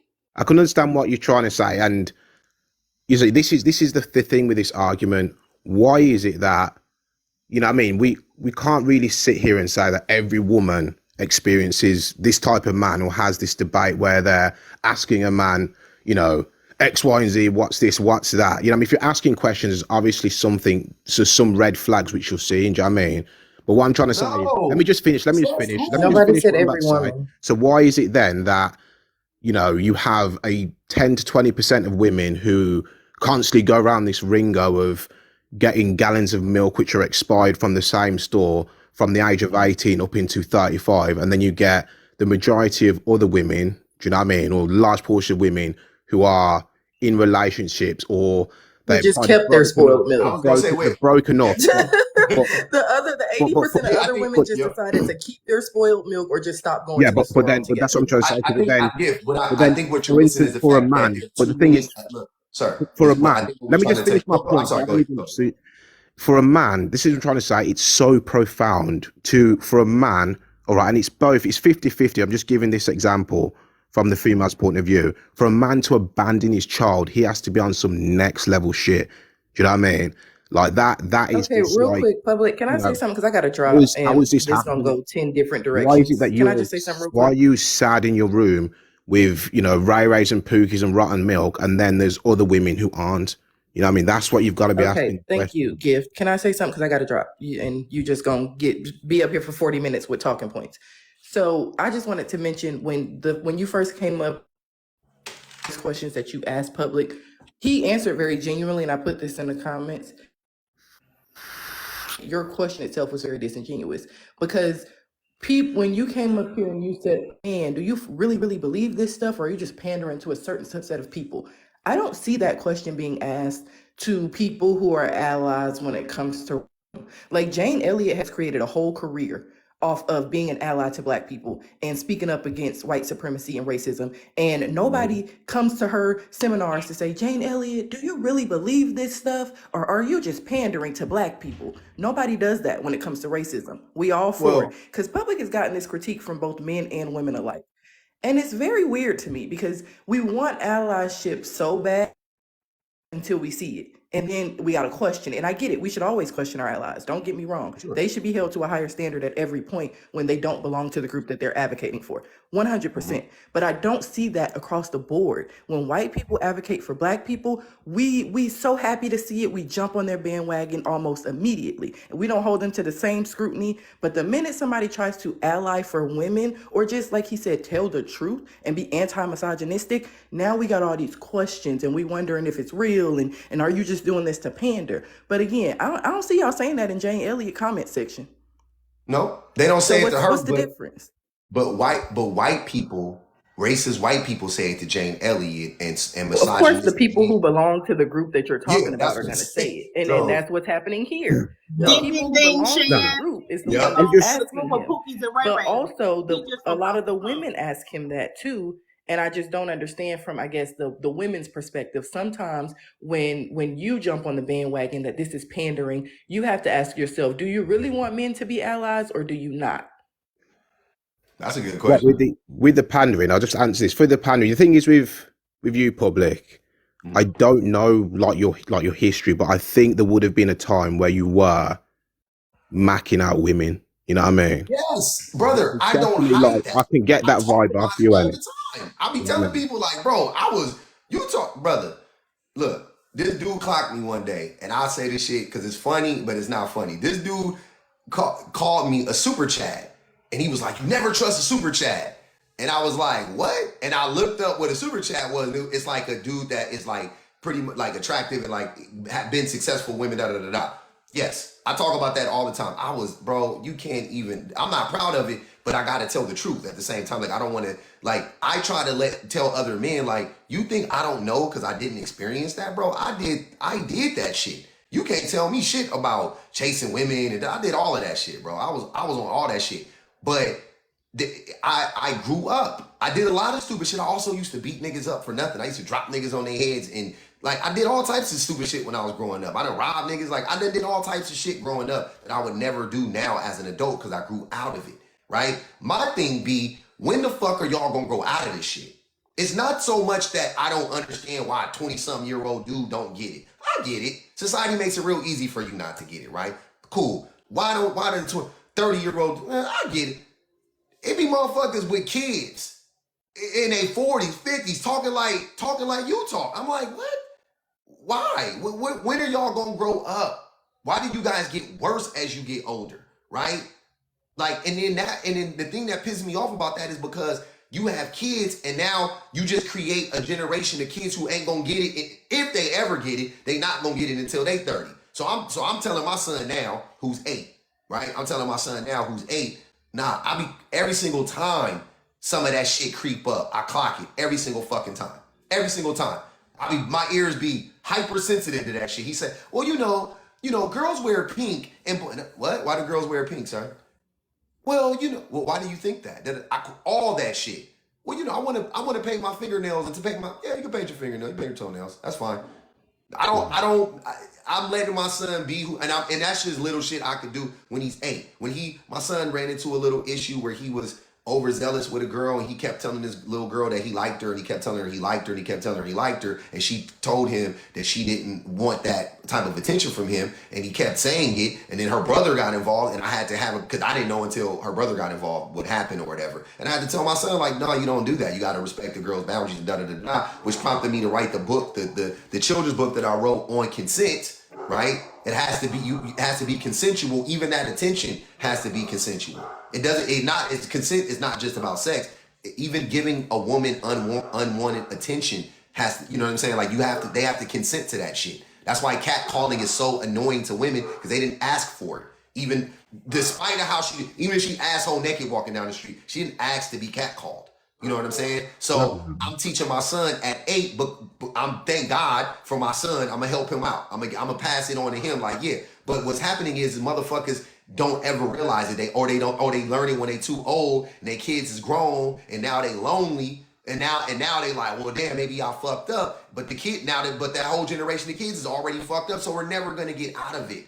We're gonna be It's so perpetually complex. Even like stuck in this shit. catcalling, do you know what I mean? Like, yourself, if a woman finds you attractive, you can say whatever you want to them. Do you know It's what I not mean? about that. No, but let's just be honest with you know what I mean? So you like to be a creep? Like, think about No, that. it's not about being a creep. Let me finish that. I haven't even finished my point. Like, it's not about being a creep, but, you have to, in this day and age, you still have to approach the woman. Do you know what I'm trying to say? If men did not do that, our species would be dead. That's not true. But I'm not talking about harassing women. I think sometimes with men, they do not have the social skills to read a woman's body language to see where they're not interested in them. And this is where these men get a bad name when they're pressing on a woman and you can see she just isn't feeling you. Do you know what I mean? So you keep it moving when you're not getting that. The only reason I'm not being disingenuous as well, I'm asking you about your history. The thing is, because looking at you, usually men that would say this type of stuff are men who haven't had success with women. This is why you're different in a sense that you're coming out with this stuff, this point of view, but looking at you, full well, you've had enough women, you know what I'm trying to say to you. So it's understanding how you've come up with that view. It's not that you hate women, like, because you get men who they're not getting any women, so they're hating them and saying, well, they're doing this and all this type of thing, and or they'll come out with some of the stuff you're saying. But it's understanding that viewpoint, because I don't understand you go from, I don't know if you're Ray Ray and Pookie, but that type of thing to being. I mean, that's a racist. I hate those words, man. That's like some white people shit that they would say about us. But anyways, It's it makes me old school. I I don't get the ick every time I hear Ray Ray and Sergeant Pookie. Willie P. It's so racist. I don't know why. It just I used to watch the streams back in the day. Sergeant Willie P got me on that, and you know what I mean? It's like an old school black thing. But you know what I mean? I think the only reason I could even come in this, because someone said in there, what are you going to do about it, the gift? What I do about it is women who think like that, like your previous question, where the man needs to kind of keep me in an argument to keep me interested and all that. I just don't bother with them. Do you know what I mean? I just leave those types of women alone. And any women which present that type of like, oh yeah, but he ain't got that zest, I ain't fighting, it's not interesting, all that type of shit. Before I just keep them as temporary, but I just don't bother with them. That's how I do it. So any woman and men aren't stupid in that sense. I think women kind of underestimate how quickly a man can read if a woman's on that bullshit, whereas they can't receive love. And when you do come across a woman like that, you have to drop her, you know what I mean? Because if you invest time, she doesn't have, and I've been in this situation myself when I haven't worked on my trauma, you always think that, or you have this unconscious belief that you do not deserve peace and good shit, you know what I mean? So you have to keep it moving, and that's the thing. When you come across women like that, you just keep it moving because they can't receive it, innit? I don't think that I mean, that helps you, and that's fine. I don't think it helps, us collectively. But I think the thing is that like I said, you don't have to like, empathy is a thing, right? Or sympathy, right? Like Shan said something, and I wanted to kind of touch on it. She said that I advocate for a group of people that I don't belong to, right? Now, granted, today I don't belong to women, but because I've said this before, when we talk about feminism isn't just about women's rights. It's about equal rights for all genders and basically everybody that is not a masculine presenting. Like, I wish they would change the definition, right? But to make it more nuanced so people could really understand what it is in our society right now. So feminism is about the equality of rights for all people that aren't masculine presenting men. That's really what feminism is about. So yeah, today I don't belong to that, to the, I'm a masculine presenting man. So today I don't belong to that group. Today I'm on the other side of that. But I was a child once, so I did belong to that group. I did belong to the group of people who were being harmed by misogyny, because my father is misogynistic, and I was harmed by that. You know what I'm saying? I was harmed by his relationship, him abandoning me because he lost access to my mother after he did terrible things to her and my family. He chose to abandon. He chose not to pay child support because he was being vindictive. He was a bitter baby daddy because of misogyny, right? Because of his entitlement, right? So I suffered because of that, right? Now, as an adult, granted, I'm not a part of that group, but I did suffer I was harmed by misogyny as a child. I was harmed by it.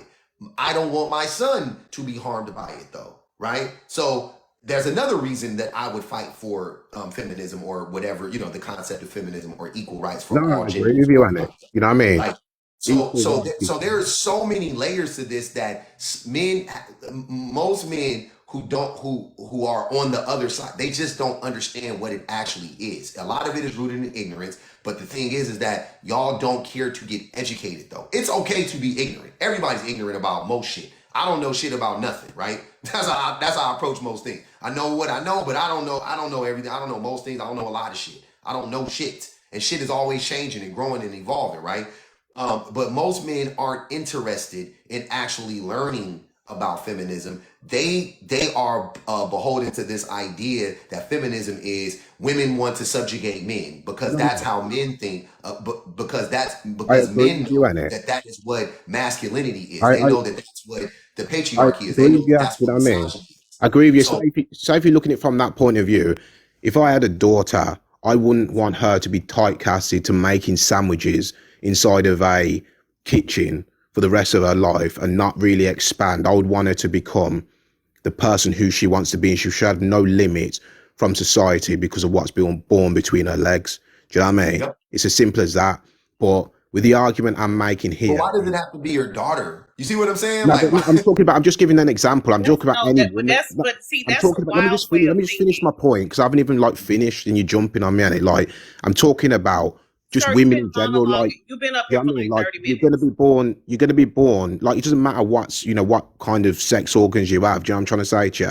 That's what I believe. You should be treated fairly based on your merit. But the reason why I come into into this kind of stream, because let's be realistic, the women that we're talking about who have these issues, okay, they I think sometimes they believe they're doing no wrong, okay, they've got no growing, they've got no pain to be healed, and it's just, you know what I mean, they're just going around in this ring dingo from the age of 18 buying rotten milk. Do you know what I'm trying to say Who to you? said that? But who came up with the idea that women in this panel or women in these lives have no idea that they've done anything wrong or have said that they didn't do anything wrong? Like, what was your point of coming up here and starting with, do you believe most of this stuff you say, or are you just saying it? Like, would you go into a red pill live and ask that? Do you guys actually believe in But I've the stuff explained that you're why I saying? said that though. like Have my, you?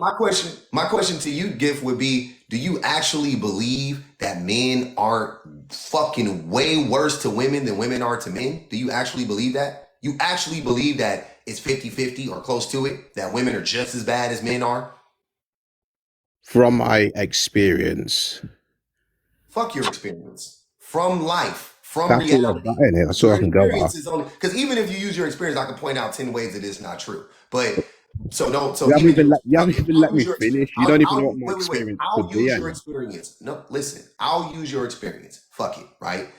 And I'll show you how men are still 20 times worse than women, right? Okay. I haven't even So said anything. You don't even know what my you experience did is. just And say it. You just said from your yeah, experience. from my experience, and then I'll give you the answer in it. Oh, go ahead. Yeah. So from my experience, I would say, okay, if I'm going to be completely honest, men create more damage than women. Do you know what I mean? I'd say it's like 60-40, okay? 60-40. Women, Okay. yeah, with the women, it's harder. Like when they do cause damage, I've had this kind of situation myself. Say if a man's causing damage, it is very evident. Whereas I've been and had experience before I healed my trauma with women that cause damage, but I'm telling you right now, there is not a single trace of that damage. Do you know what I mean? Because of the way in which women, from again from my experience, aren't going to be running around smacking you around the face because you know what I mean. Like you haven't cooked this, Because the you man will burn the punch him in toast, the something mouth. like But I that. got a question for you. So when we talk about the damage, okay. Now, what systemic power do women have? What to change? Yeah. What systemic power, what system do women have control of? What And this goes system? all around the world. This ain't just in America or the UK. You can in your country, market don't matter. Because I can say this for your country too. What power do women, not a woman, right? Don't tell me a woman that is the CEO of some company. I'm not saying that. As a collective, what systemic power do women have? I can't even think. It's not even something I can even consider. I'm trying to understand the point from this to change things.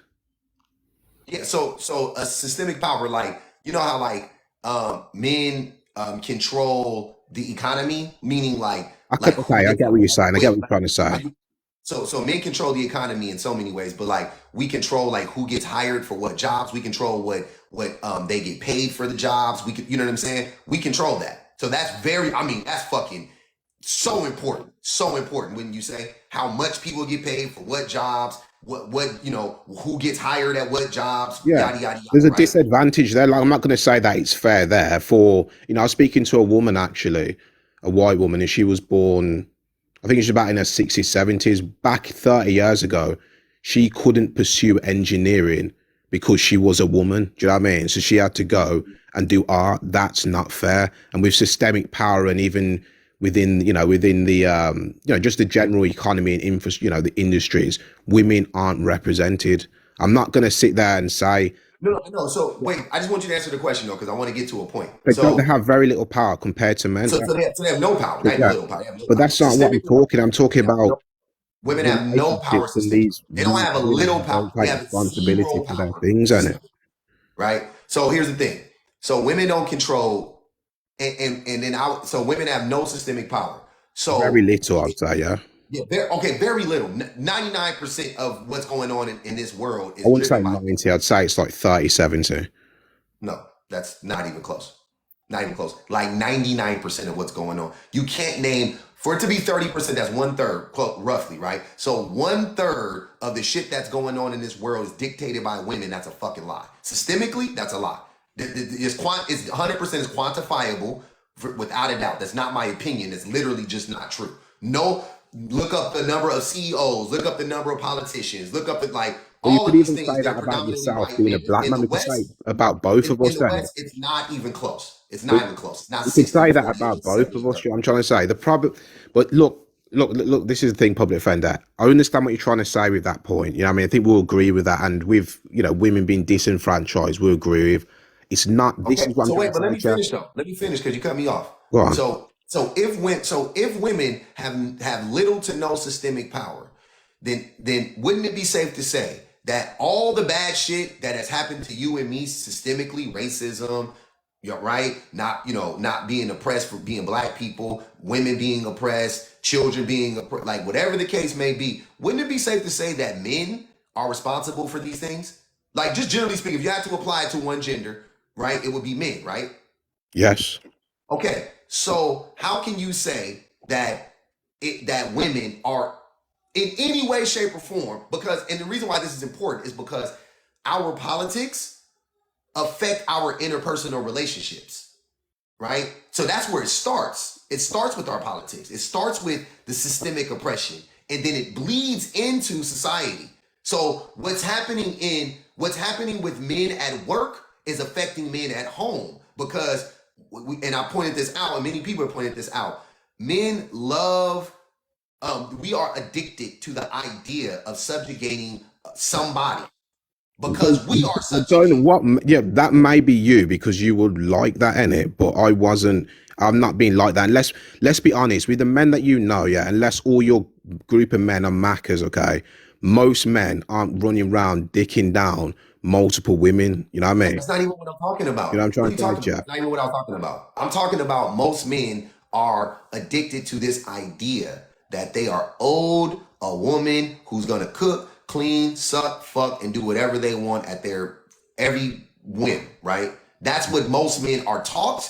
That is what society teaches us. Without a doubt, you can't say, hey, what I was taught. It's what you were taught. It's what I was taught. I agree. We all know that. Men like that exist, and these are the types of men women are going with. Do you know what I mean? Then coming on here saying it's all men, and this is why I've got a bad. It's all men until there's no men. Nobody thinks it's all men. Kay has a fucking boyfriend. Kay has a fiance, right? So it's not obviously it ain't all men. Of course, women can, just like if I say there's all white T people until there's no white T people, but I got a white wife, and I really do believe it's all white T people until it's no white T people, right? We can understand that. We can compartmentalize that. It's nuance to that. It's not, none of these women actually think it's all men, right? But when we talk about the systems of oppression, who is in control of it and who upholds it the most? Who does the most damage? Us. Men like you and me. It's us. We uphold it, and then it's the men at the top that's fucking dictating and doing all of that, right? So we get oppressed, and then we go home and we oppress our women in the home. That's what I'm saying. We get shitted on all day. They turn us into fucking soulless, loveless animals, and then we go home and treat our women in kind. That's how we do, right? There's a reason why it's hard for men to actually exhibit love. It's a reason why it's hard for men to be vulnerable. It's a reason why it's hard for men to have empathy. It's not nature. It was bred out of us, right? That's what I'm saying. And by other men, not by women. Other men did that to us. They took away your humanity. The women didn't do that. The women are fucking way more human than we are. How would they take away our humanity, but then they remain human. That's crazy. So Look, it's not man, them, it's us. We're doing it to ourselves. So you and I are being hurt by men constantly. And so when you turn around and try to act like in any way, shape, or form that it's even close to like, well, women are the problem too, I throw up in my mouth a little bit every time I hear that shit. okay, Because it's such a fucking lie can I and I say can't this? take it. Can I My say brain this? like almost explodes when you say that shit to me. Yeah, It's so okay, frustrating. yeah, And okay. then you go back to these talking points, you're You not like, listening. You I keep am, going back to these same talking points I where you am want listening, to just blame the and woman I'm listening, for and I'm you're listening to not you. blaming the woman, you're not blaming the man for being shitty, you're blaming the woman for picking a shitty man, which makes zero fucking sense. They're Makes both, like I zero said, sense. no, but what I'm trying to say to you is, no. What I'm trying to say is, of course not, because it takes two to tango, okay? You must have, in your lifetime, yeah, have you picked a shitty woman that's somehow done something to you? Yeah? Of course. I've been hurt by a Okay. woman. So, okay, so have I, yeah? Mhm. Okay, it's happened probably once or twice, and then after that, you know what Yeah. to look out for, do you know what I mean? And, No, I didn't. I could have oh, I easily been do. hurt by every woman in my life. That's a No, lie. I could have easily that's a lie. I could have been hurt by almost every woman in my life. They just didn't hurt me. A couple of them did, but I could have easily been hurt by it. My wife could hurt me right now. I would have I wouldn't see it coming. I wouldn't see it coming. no, but what I'm trying to She say could to you, change but tomorrow. what I'm trying to say to you is, okay, fair enough. I've been hurt by a woman, Joe. I'm trying to say to you, you have, yeah? And I'm sure they're going to be women that have been hurt by, okay, I know some women that have been hurt by men, all right? And then they learn from it. Like what I'm talking about here is that subsection, and there's also men as well, and subsections of women who continue. You see them also in your chat here. This is what I mean. You're going to attract these types of women who are sitting there, and this is most of the time, they're in their 30s, 40s, looking expired, still talking the same type of like, you know what I mean? Looking Think, expired. no, but still talking about the same type You're of right. You know thing. what? You're right. You're right, Gift. I'm gonna say something. I'm gonna agree with you right now. You're right. You are a walking red flag. And I agree that just based on this limited amount of interaction that we had, I would be very disappointed in any woman in here that heard you talk like this choose you. I would blame, if she chose you, I would blame her. No doubt about it. I'm not gonna even hold you. So you're right. You would, without a doubt. Like Look, let me if just any woman finish in anyway. here slides in the Gift's DMs and hits him and thinks that this shit is cool and you be with him and whatever happens to you, I'm gonna blame you. I'm gonna blame you. I'm gonna be like, what? You didn't see that shit a mile away? You can't hear what he's saying right now? But unfortunately though, the women who you come across don't get to hear what you say online and you don't say this stuff to them. Oh That's no, I why. do. Trust me. When I come across a woman who, you know what I mean, has these types of tendencies, I'll say I'm not going to continue this because of this, you know what I mean? And then I'll explain the reasons why, just because of past experiences that I've had. But what I'm trying to say is, fair enough, men may have the advantage, men may, and we can't deny that, okay? But my type of like motivation of being on this is, yes, you can be stuck in a cycle, all right, of saying, okay, well, it's all the men, it's all this type of stuff, it's all that type of thing. I could be stuck in the cycle saying all women are shit, do you know what I mean? But they're not. Most women are all right. I just was picking, due to trauma and the way my brain was set up, bad situations, you know what I'm trying to say to you? That's the reality. So I have to learn that. That won't most likely happen again because I know what to look out for. I'm just talking about the people that get trapped in this loop. Do you know what I mean? And like, let's just be honest, it's not 18-year-olds. You look in the comments, not 18-year-old, 20-year-olds. These are 30, 40-year-old women who are still talking about the things which, you know what I mean, eventually when you're like 18, that type of thing, you learn it, do you know what I mean? And you come across these women when they're like 36 and they're like, you know what I mean, talking some like childish shit. And it's like, I haven't ultimately, seen any of these women say some childish shit. I think what you're saying is childish though. That's what I mean. I'm being a bean. I think the blaming women, you can saying that see, there's these red you can flags as see if men don't you mask can who see in the they chat are. the And you stuff know that what? they can Time help out. with. And I don't even. You know what's crazy about this conversation is that I be giving men a little bit of grace when it comes to this in this regard. Not the way that they think think it means, but just in reality, right? So men, I think a lot of times men sign up for stuff that they're not ready for, like having kids. I think men, because we romanticize having children and we don't know what it's like to have children ourselves, we romanticize it, right? And we are obsessed with this idea of legacy because we don't know what words mean. We think legacy, we confuse legacy with lineage, a whole other debate, but we're obsessed with it, right? So we think it's our birthright to have children and to have a legacy. Cool, great, whatever. So you have a kid, right? But the process of having the kid, the pregnancy, is difficult. A lot of stuff changes, even just during the pregnancy. The woman changes, her body changes, her attitude changes. A lot of shit changes during the pregnancy. Men don't know how to, this happened to me, by the way. This is not something that I will act like didn't happen to me. It happened to me as well. My wife will tell you, she will tell you. Now, it changed when my first kid. I didn't know. I didn't know what to expect. I didn't know. I thought having a kid would be easy. A lot of shit changed.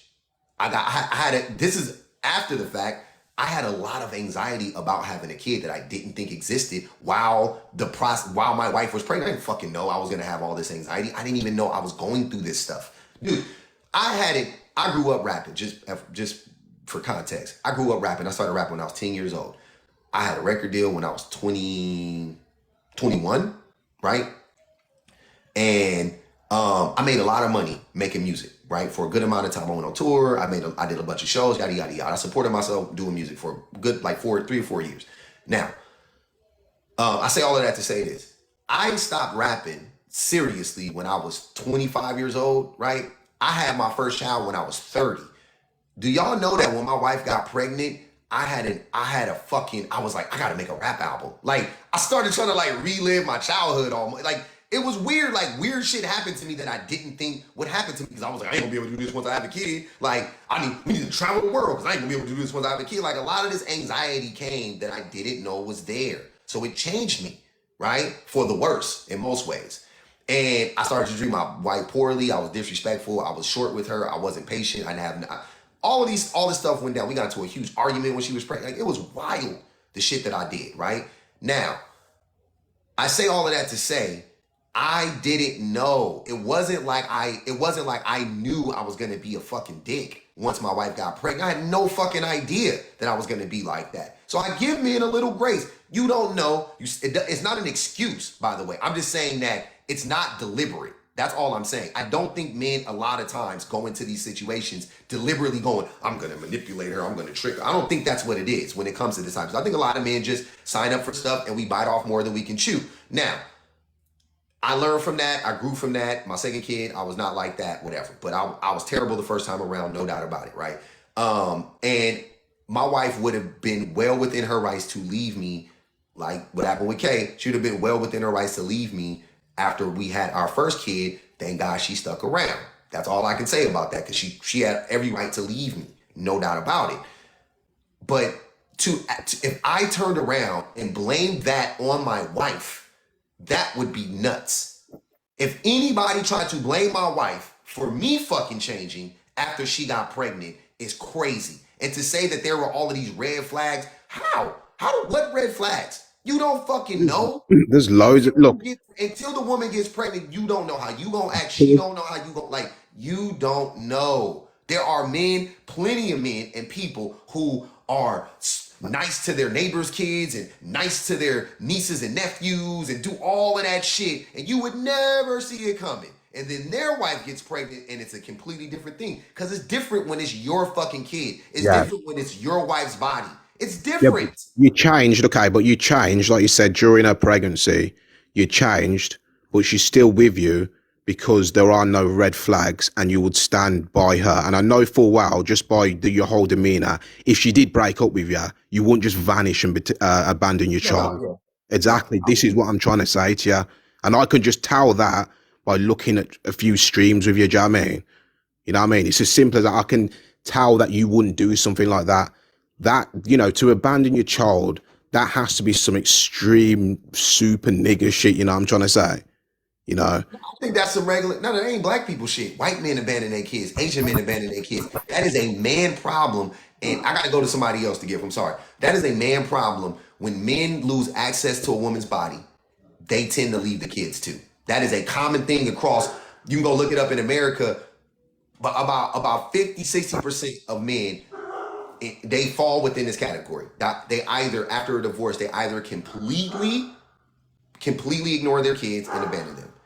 They see their kids once a month or they see their kids twice a month. That's Completely like abandon their 60% of kids. it.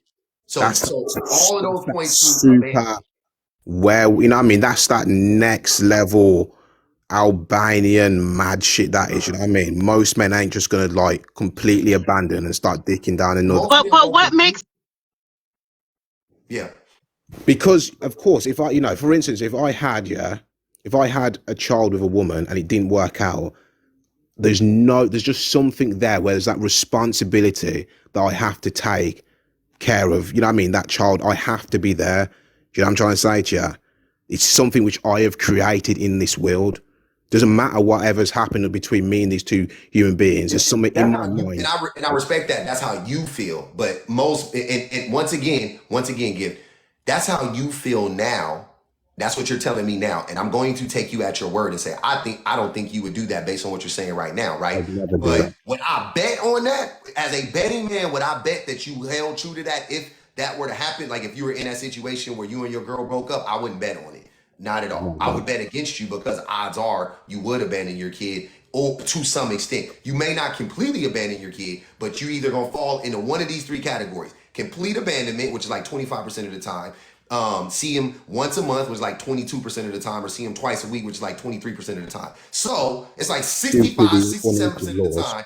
You are going to check out because you lose access to that woman, right? That is what happens the majority of the time. That's what I'm saying. And depending on your country, I bet you it's better or worse slightly, but overall, I think that that's very common. But I got to get to somebody else. Gift, I'm sorry, bro. You can stay up, but I got to. Good talking to you anyway, man. Yeah, you too, bro. Yeah. Hey, what up, Dad? I saw you in the queue earlier. My fault. I didn't get to you. If you there, what up, Rico? What's up, bro? Shit, what's good? You can go ahead. We'll wait on that. She'll be back. I'm trying to jump at the right time. There's definitely a lot being said. I do want to point out though that I'm not on no one-sided like I'm not on anybody's side. I'm a younger man, so me being a younger man, I'm trying to learn more about women. You know, be more cautious about how I move and what I do. But I'm gonna agree with you. For the first time, I actually feel like I agree with you a little bit. I think men choose the wronger. They choose worse women. They choose wrong women. Like for them. I think that because we're the ones usually making the decisions. We're the ones usually asking them to be with us, being in a relationship with us, be our wives.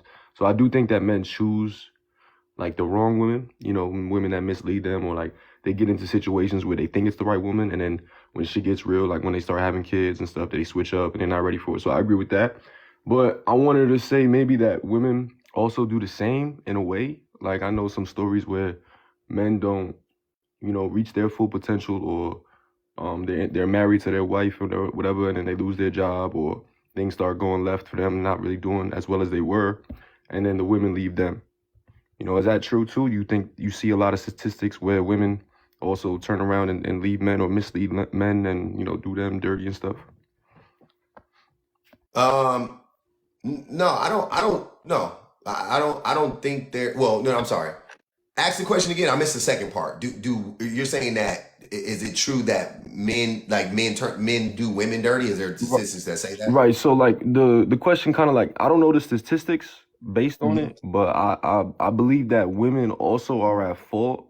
And the majority, you know, I think it's kind of like 50-50. You know, I don't really know the statistics, like I said, but What makes you think it's 50-50? Because here's why, and you can tell me if I'm wrong. no, yeah. Is it that you think it's 50-50 just because you just figure that like if there's two people, then they must equally be responsible? No. I don't think that it's equally responsible. I think the men have more responsibility. I always believe that, but I think that the women, I don't know the right terminology. I think they're just a little bit more cold-hearted, in my opinion.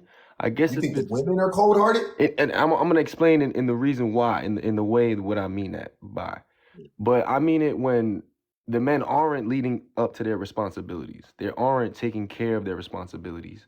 I think that women, if a man doesn't fulfill those needs for her, whether it's financially or sexually or whatever it is, I think that they start to like turn their back on the man. You know, like let's say if you married and you know, you're not doing well, you lose your job, or you know, something's going on in your personal life that you're not, you know, then I think that women, they kind of like gravitate away from you. They're not really there to support you. I mean, the right woman would, but I don't think that most women do. I think if you're starting to fail financially as a man, or you're starting to do that bad, you know, do worse as a man, then women tend to leave you. Like I know a lot of situations where married couples, you know, the woman leaves the man and divorces the man because so he's not holding his end in some type of the margin, you know. So, I wouldn't say that makes a woman cold-hearted. But B, I mean, I said this earlier, but I'm just really trying to why do you guys need for it to, why do you guys need for us or for yourself, why do you need it to be this thing where you need to hear that it goes both ways? Or yeah, like I'm not understanding that, because in one breath you say that men are more responsible for the relationship, right? Which I disagree, and I agree and I disagree, because I agree to this extent. I think that I don't think men are more responsible, but I do think that men are more responsible, meaning like I think a man should be able to take care of himself, and I think a woman should be able to take care of herself, and then both of you guys come together and you guys help each other, right? That's what I think it should be. So you believe it's 50-50 real quick? Do you believe it like you 50-50 like you just said? Like individuality between both couples, and then y'all come together and form a relationship, but it's still individual, or Yeah, interdependency. Yeah, I don't believe in being codependent. I think codependency is problematic. I think interdependency is perfectly okay. all right, cool. Yeah, you I think just you told should me be able something. to take care of yourself on your own, and she should be able to take care of herself for her own, and then you guys come together, and that's how, you know, that's how the relationship should work. I don't know about 50, like I don't No, even care yeah, about that shit, because there is no relationship that's completely 50-50. It's just more a mindset, right? And no, the yeah, problem with 50-50 discussion is men only are talking about financial 50-50. They're not talking about labor in the home 50-50. So when they say 50-50, they say, I'll pay half the bills, you pay half the bills, we're 50-50. But then at home, I want you to be 90-10. At home, I want you to be 75-25. Because see, you're like, still a woman and you're naturally better at explaining whatever lie they come up with to justify a woman taking care of all the labor in the house. So I'm against men, most men who talk about 50-50, right? But I myself am in a quote unquote 50-50 relationship, right? Because I think that that's the healthiest type of relationship, when you actually are 50-50, when you know what I'm saying? When the man actually is like, yo, I'm going to do housework, I'm going to help out with the kids, but also we're going to pay bills, because I want my wife to always be able to sustain herself financially. I want her always to be able to do that, to provide for herself. I don't want her, if something happens to me, I don't want her to ever fucking you know, be like, well, damn, I ain't worked in 5 years. I ain't worked in 10 years. You know what I'm saying? Like, I want her to have her own shit. I want her to have her own 401k. I want her, like, all of those right. things. But do you Right? believe that men's supposed to take on more responsibilities though in a No, relationship? that's crazy. It makes zero sense. And women take on the majority of the responsibility in the relationship anyway. So fuck what men are supposed to do. I'm just telling you What how it actually responsibilities works. do women take on though? Women, you said what? What are more responsibilities that women take on? They do almost all of the labor in the house. They cook, they clean, they make sure the logistics of the home get taken care of. They make Right, sure right. the And food you is there agree in the house. Huh? you agree that that's supposed to be, and but you're saying that's supposed to be 50-50, like a man's supposed to step in and help, or you saying that that's supposed to be Fuck help. He's supposed to do it. Ain't help. I hate using the word help. okay? Like you're her assistant. You supposed to be doing the shit. Like you supposed to be cooking and cleaning and taking care of the kids and taking care of her, and like, yeah. And that's just one part of it. And also women do the majority of the heavy lifting when it comes to the mental labor in a relationship as well, the mental load. So they take on all of your fucking, when you come on and trauma dump and do it, they take all of that shit on, and then you never are open with them. You're always rushing them when they're talking to you, you're ignoring them. You know what I'm saying? Like, so you don't take on any of her trauma. You don't absorb any of that. You don't say, I got you, I hope you lift this. You leave it all on her shoulders, and then she takes on all of your trauma. So yeah, women do the majority of the work in the relationship. And I'm saying men need to move closer to egalitarianism, where we take on a lot, like where it's an even exchange. I just want everything to be like a fair exchange, right? It's okay to contribute 50-50 financially, but then what about when you're having a conversation with her? What about when you come home and she's cleaning up more than you, or she's doing the homework with the kids more than you are, she's showing up to practice for more than you are, or you know what I'm saying? Like, that's what I'm saying. Like, that's where the real 50-50 conversation should be, and yeah, that's where the real 50-50 conversation should be. But men keep redirecting it to money. Mm-hmm. No, I definitely agree with you, and I want to tap into the whole money ordeal too.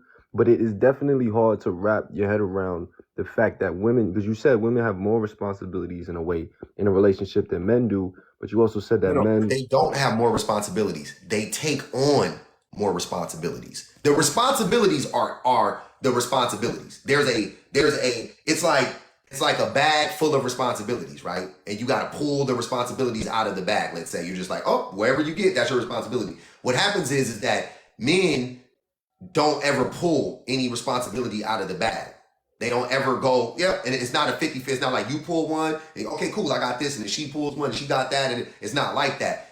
Men go, protect, provide, and then women go, okay, I'll cook, okay, I'll clean, Right, okay, right, I'll rear the children, okay, I'll listen to you, okay, and that's what I'm saying. The right. responsibilities are the same though. It's not like she created more responsibilities or anything like that for herself. She just does what needs to be done way more than the man does. I agree with that. And I definitely agree that men should step in and take on just as equal or more or whatever, the same responsibilities. I definitely agree with that. But I think it's a very underlining statement because you're saying it as if it's their choice, or as if it's like you're saying it more so because it's programmed into what women and men are, like how they are today. Like, that's what you're saying. I believe that you're saying that men are the provider and protectors. That's what they believe, and then women are supposed to be the caretakers and house takers and stuff. But I don't think it should be like that. I think it should and it shouldn't. It's tough to wrap your head around because most men can't do some of those things, or they don't know how to do some of those things. Like, they don't know how to do their laundry, or they don't know how to, like, they can learn those things. You know what I'm saying? Learn. But at the same time, most women can't do some of the things that we can do, which is protect and provide. And I'm not saying that that's not true. Nah, I mean, it's true in a way. I mean, you can't have anyway. The vast majority of women do protect and provide. The vast majority not in a serious, like, a fight. Like, if you outside and you about to get into some trouble, and you got to be the protector and the provider. I mean, I'm not saying a woman in most cases, the way you're gonna protect your woman is by getting her out, by just leaving the situation. Like I don't know why. Like, the thing is, I think, okay, so I don't play a fake tough guy online. I'm not a fake tough guy. I'm not a real tough guy. I'm a human being, right? I'm a normal human being. But I grew up and I came up in some of the toughest circumstances you could imagine, right? And I grew up fighting, and I can fight, and I'm not scared or none of that shit. But the reality is, bro, is that, and I've seen this. I've seen the hardest hard rock niggas, pause, get dropped on their fucking heads, right? So maybe I have a different experience, but like, you can't protect nobody from shit when it's really said and done. Like, on some real for real shit, you will get slept too.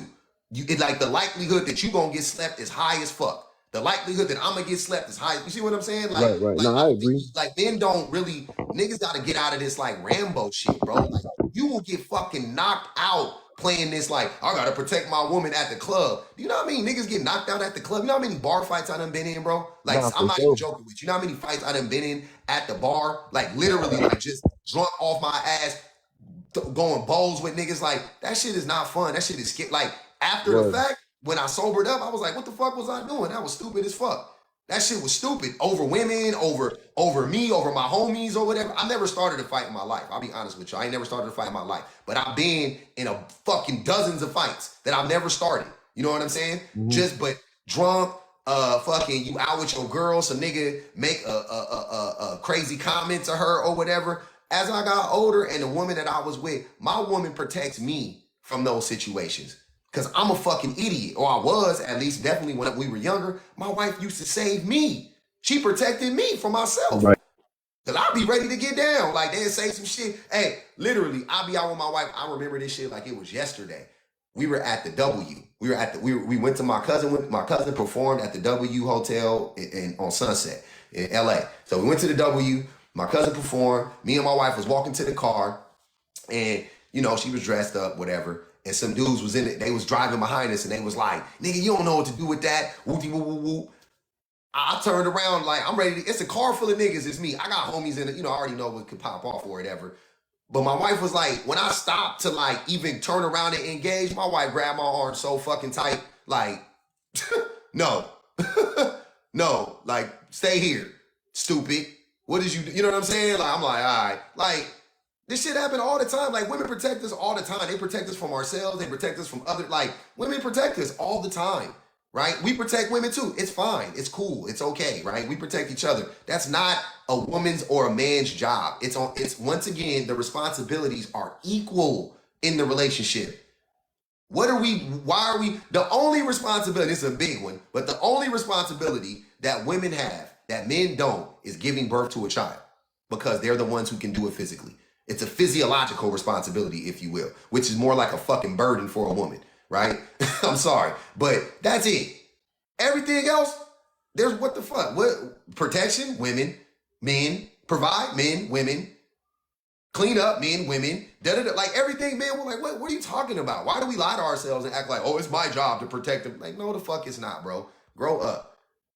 It's your job to show up. It's your job to help your wife. It's your job to help your children. It's your job to you want to be invaluable in your household. You know what I'm saying? You don't want your wife to be like fucking dragging you along. You don't want to feel like a burden in your own relationship.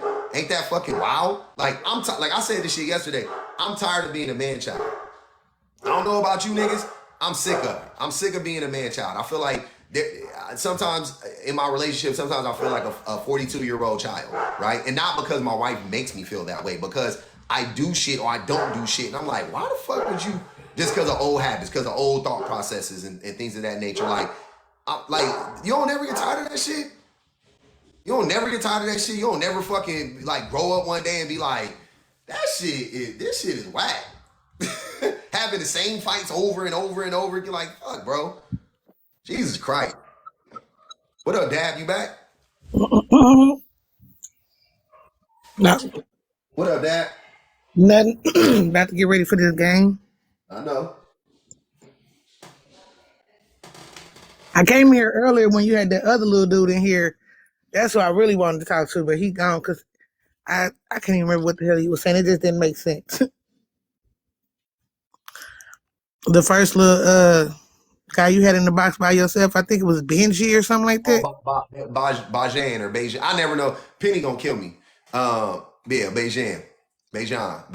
Why can't? What you do to Penny? Because I be saying his name wrong, and she's Penny's a little sensitive when us Americans be fucking up the Caribbean people names and the I'm saying the African, like she and rightfully so. She don't play that shit, so she be fucking with us. But yeah, what you want to say? You say you wanted to say something about Bajan? I forgot. Put it in the chat. See, I'm nervous. I'll be nervous because of Penny. I was butchering his name the whole time, and then Penny called me out, and now I don't feel comfortable saying his name. Tell me how to say his name again. Spell it phonetically for me, and I'll try to say it right this time. She had put it in there. Was it Beijing? I mean, see, it's Beijing. No, I'm just playing. She said it was Beijing. Beijing. Yeah, Bayjun. Oh, okay. Let her up. Okay, I gotta let Penny up so she can tell us how to say it properly. Y'all know I'm slow. So we're Barbadians. We call ourselves Bajans. Beijing. Bajan. So like American. Like Cajun, Bajan. but God like damn it. Bajan. Yes.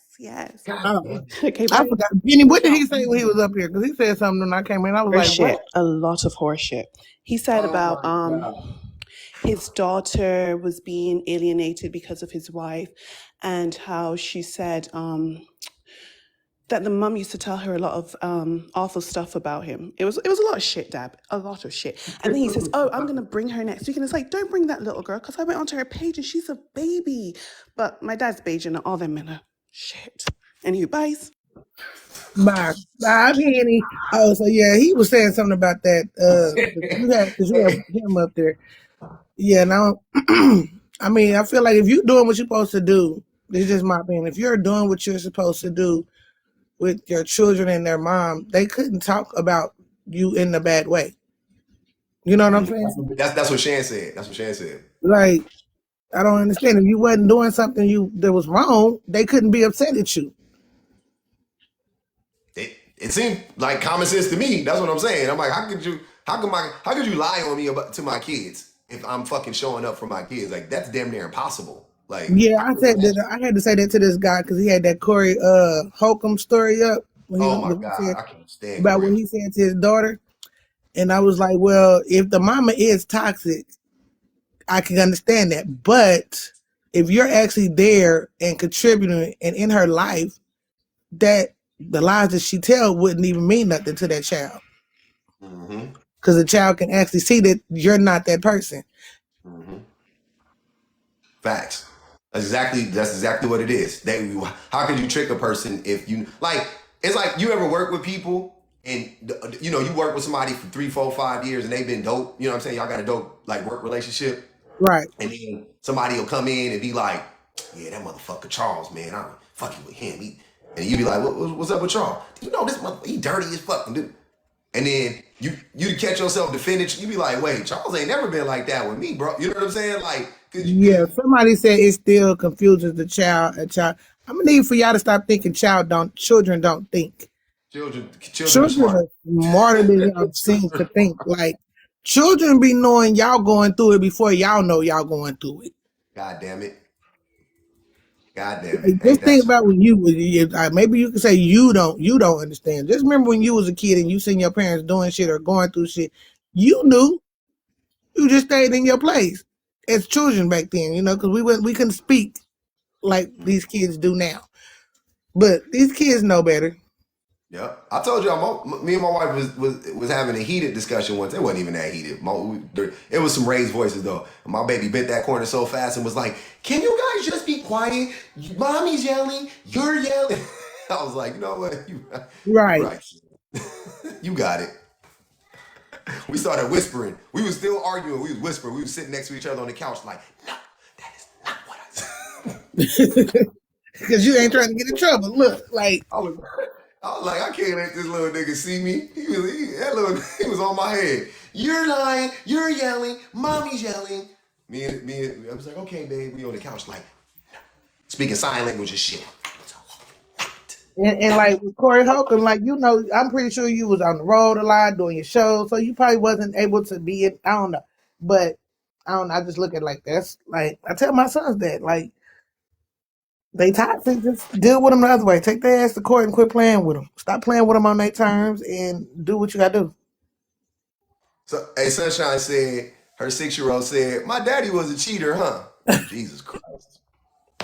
Fuck. That's crazy. Psst. You know how dirty dicking you gotta be for your 6-year-old to say you was cheating. I mean, and they always think that the women are telling the kids something. We don't have to say nothing. The fact that you don't show up makes them feel some type of way. That when you on the phone with the kids know you're talking to daddy, and then you get off the phone and start crying. Like they see that shit. You don't think they put 2 and 2 together? Daddy said something to mommy. Like, what the fuck? That shit happen all the time. I don't know. Oh, Hey, go ahead. Okay, I got some minutes to go. I gotta go. Okay, all right, Dad. Good looking. Go ahead, Rico, and then Anthony. I know you had got disconnected, fam. What's good? Nah, yeah, I did get disconnected. I was listening to though, and I agree with you. You should never put yourself in a situation of fighting. I don't like fighting. I've been in some situations, so I definitely agree with you. Yeah. Hey, somebody break in your house, get out the house. Yeah. Somebody, if you can. If you can't, okay, jump. Like, of course, bro, your natural instinct's gonna kick in. You're gonna jump on top of the dude. Nah, I feel you gotta do what you gotta do. You gotta do what you gotta do, right? But more than likely, it ain't gonna happen. You ain't gotta worry about that. In the street, more than likely, you're gonna jump on a dude. You're gonna try to protect your woman. Okay, cool. But the best way to protect your woman is to make sure that you make it home at night, right? Ain't that the best protection? Is for both of y'all to make it home that night. So even if you gotta grab her arm and run, who gives a fuck? Like, do whatever you gotta do, get out of that situation. Your woman, most women will not look at you any type of way from being there. My wife would look at me like an idiot. If I ran from a fight, my wife would never say nothing. She won't look at me any differently. If I stood there and fought, and I didn't have to, she's gonna judge me for that without a doubt. She's gonna judge me. She's gonna be like, "What the fuck is wrong with you?" My wife tells me all the time, "I be this close, y'all don't even know," because I got real nigga tendencies, right? You can take the boy out the hood, but you can't take the hood out the boy. The shit be in me all the time, and niggas be trying me on this app all the time, and my wife I be hearing her. She be like, "You better not ever get online threatening people online. You need to stop that." And I be like, "Okay, I gotta. You right. This shit is stupid. It really is dumb, right? Like I know I be one that I'm a man. I be falling victim to that bullshit too. I be really wanting to, I be having flashbacks. Like I will fucking, cause them niggas think cause I'm articulate, or they think cause I be funny and or what I'm talking about. Like I'm like, my nigga, what are y'all talking about? And my wife knows. She knows. Like this nigga is crazy. So why are y'all? You know what I'm saying? Like she just don't. I don't need to be spazzing. I don't need to be flashing back on nobody, right? Like I'm grown. I got kids. I love my wife. I love my family. I'm not trying to go to jail over no stupid internet beef. Shit is weird, right? Go ahead, Anthony. Yeah, let Anthony go. Yeah, let Anthony go. Go ahead, fam. How you doing? It's nice to be on your platform. Yes, sir. Yeah, I'm good. I was just listening, and you were talking about like when men like are not in their children's lives. I would say that is like when women choose those deadbeat guys. We all know about the guys, because I'm a single dad. So, and then you do have the other ones where they do want to be in the children's lives, but to be honest, yes, certain guys like they're only in their kids' lives probably in the weekends, which is like 2 days a week, and 5 days is probably they're not in their lives. But at the same time, I don't know how it is in America, but over here it's a bit different, because most guys that I know are either single dad, or it's like they do live with their partner. So it's like a 2-parent household where we also do get the single mother household as well, where it's like it can go upside down, but that's obviously down to the man not being in the kids' lives. I agree with that. I'm not gonna lie, I'm a man myself, and I will always tell the truth about men and women, because we do have both faults on both sides. Okay. And what faults do women have? And I'm not saying they're perfect. I'm just curious. Like, and I'm sorry. Let me ask this question. Yeah. In this way, what do you want women to take accountability for? Well, there's certain things that we can do for children what they can't. Well, actually, they can, but a majority of the time it doesn't really work, which is like discipline the children, if you get what I mean. Because women are like emotional. Like when kids at a certain age, the mother can nurture them, but like when it comes to a point where kids are getting ready to go to high school, and that's when the dad needs to step in and say, this is what you're supposed to do. I don't want you to do this. In other words, a father's to be there to stop his son from going to jail, and from his daughter to be on. Go back. Okay. I'm going too far forwards. Yeah, because I wanted, because you started talking about the dad. So I'm asking you, because you said that we both, there's men and women and we both contribute, So I'm asking you, because I think you and I can name a bunch of shit that men do that's fucked up. Oh, yeah. So I'm curious to know, what do you want women to take accountability for? Once again, like just try to keep it short, concise. Like give me like 2 or 3 things. What do you want them to take accountability for?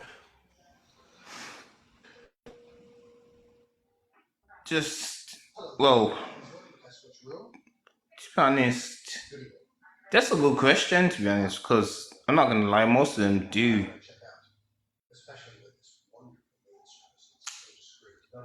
That's a hard one.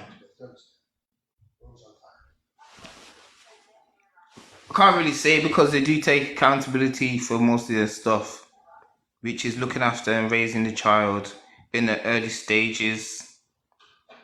Not gonna lie, so I do not fault women for that because that's a damn good job that they do that. It's one of the best jobs in the world. So there's no faults there. It's just Yeah. that.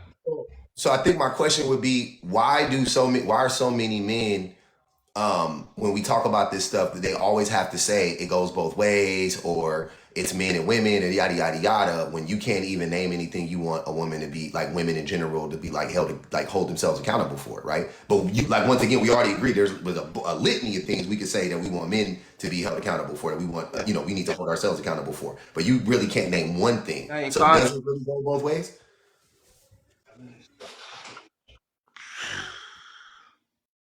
To be honest, it's more like I'd say it goes one. You know what? I'm gonna be honest. I'm gonna be real here. Yeah, the fact that women do their jobs and the fact that there are so many single mothers out there, it does most of the time go one way. Not gonna lie, and I'm talking the truth here, because Yeah. you get what I'm saying. Men, a lot of men do need to take accountability. They need to take accountability. I want you to know, I respect you and I appreciate it. This is not, I'm just letting you, I want to let you know that this is amazing that you can recognize this in real time. A lot of men don't process this in real time. But keep going. I'm just, yeah, you're good. Yeah.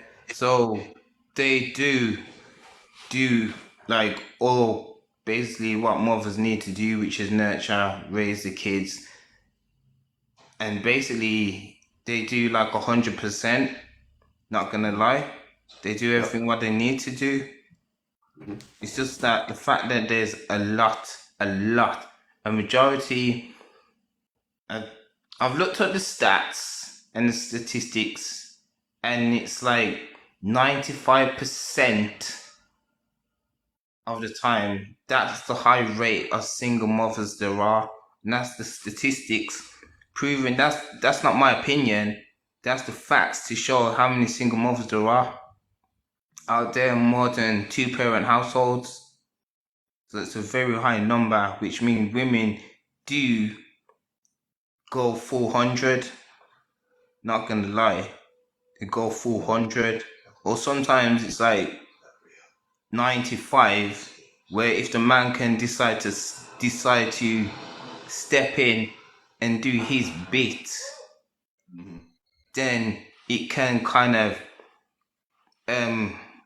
take the weight off of women's shoulders a little bit, but they do contribute to their kids, and I know that for a fact because I know plenty of single mothers who raise their kids good, and even though the dads are not on the set, they still turn out good. They still end up in secondary school, college, uni, and with jobs.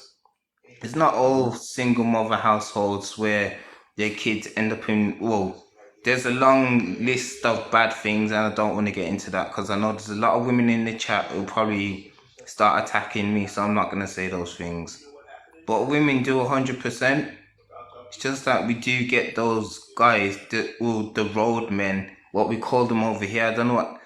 Well, Chads, Tyrones, Pookies, and Ray Rays who don't want nothing to do. Where did you guys get that term Pookie and Ray Ray from? Is that an English term? Yeah. Where did it come from? Because the gift mentioned it. He said some show or something. I was like, I don't know that show. Did y'all get that from a show or something? Nah. It's a term that we used, yeah. Like on the road, you will hear the names. There's certain street slangs in the UK what we will call different things. And who came up with that? You think black people came up with that terminology, Pookie and Ray Ray? No. So we didn't come up with that. So why are we calling? I don't know. I mean, I say nigga, so I don't want to like, you know what I'm saying? Like I might be a little hypocritical here, but I don't know. The term Pookie and Ray Ray just seems very problematic. Like I'm sure nigga does. I can stop saying nigga. You know, people have told me I should stop saying nigga, but I can't let that word go. I say nigga and cuz all the time. But I'm from Long Beach. I say I'm gonna say cuz until the day I die. Probably I'm probably gonna say nigga till the day I die.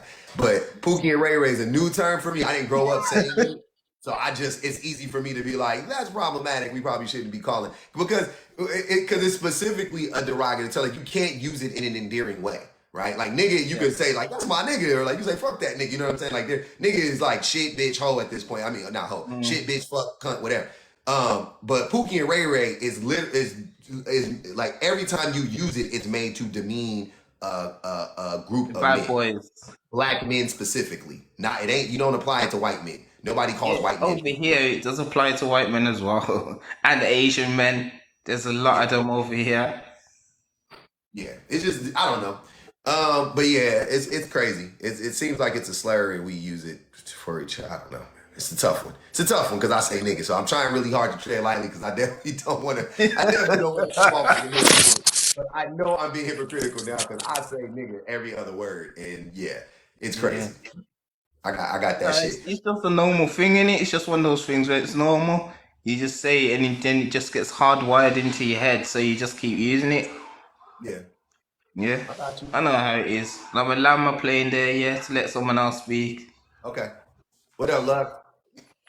What's up, public? What's up, live? I actually had a question for Anthony, if you will allow me to ask it, public. Please. Anthony, you said that I hate Vanity. What's up? I just picked Vanity up here. What's up, Vanity? Anthony, you said you are a single father. Did I hear that correctly? That's correct. So how do all of the things that you're saying pertain to all these single women and single mothers and blah blah blah, but do they also not pertain to you being a single parent, or like is it because you're a single man it doesn't count? No, well, I was raised in a two-parent household, so I Okay, learned yeah, from my mom. okay, not to cut you off. You were raised in a two-parent household, but you are a single father, so we're talking about you. Oh, me? Well, I know how to do everything. Again, that's my question is, do those things not pertain to you also? That was literally my question. It's yes or no. Oh, yeah, of course I They do. do pertain to you, right? So would you concede to the point that saying all these things about single mothers and then turning around being a single father and knowing they do also apply to you, does that not sound insane as rhetoric to come onto the internet and say? Like, does that not sound What do you literally mean? insane to you? What do you mean? What do I mean? Yeah. I don't understand the question. You said, what do you mean? Like, what? Expound on what do I mean? Like, am I not clear? Are you not understanding the question I'm asking? Say it again, please. So you Because got there on are... here, right? And so you got on here and you're having this rhetoric about single mothers and baby mother, whatever I don't care what the rhetoric is. I don't care if I agree with it. I don't care if I disagree with it. You said a certain thing, right?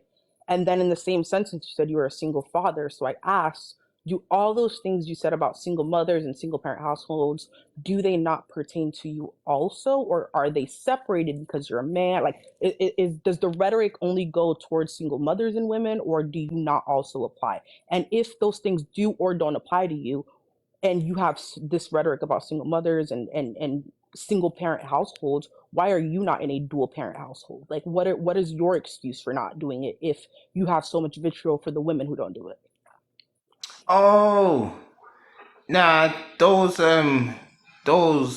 the facts that I've looked, I now understand what you're saying, and those things don't I'll apply mute to up so you can answer. yeah, they don't apply to me,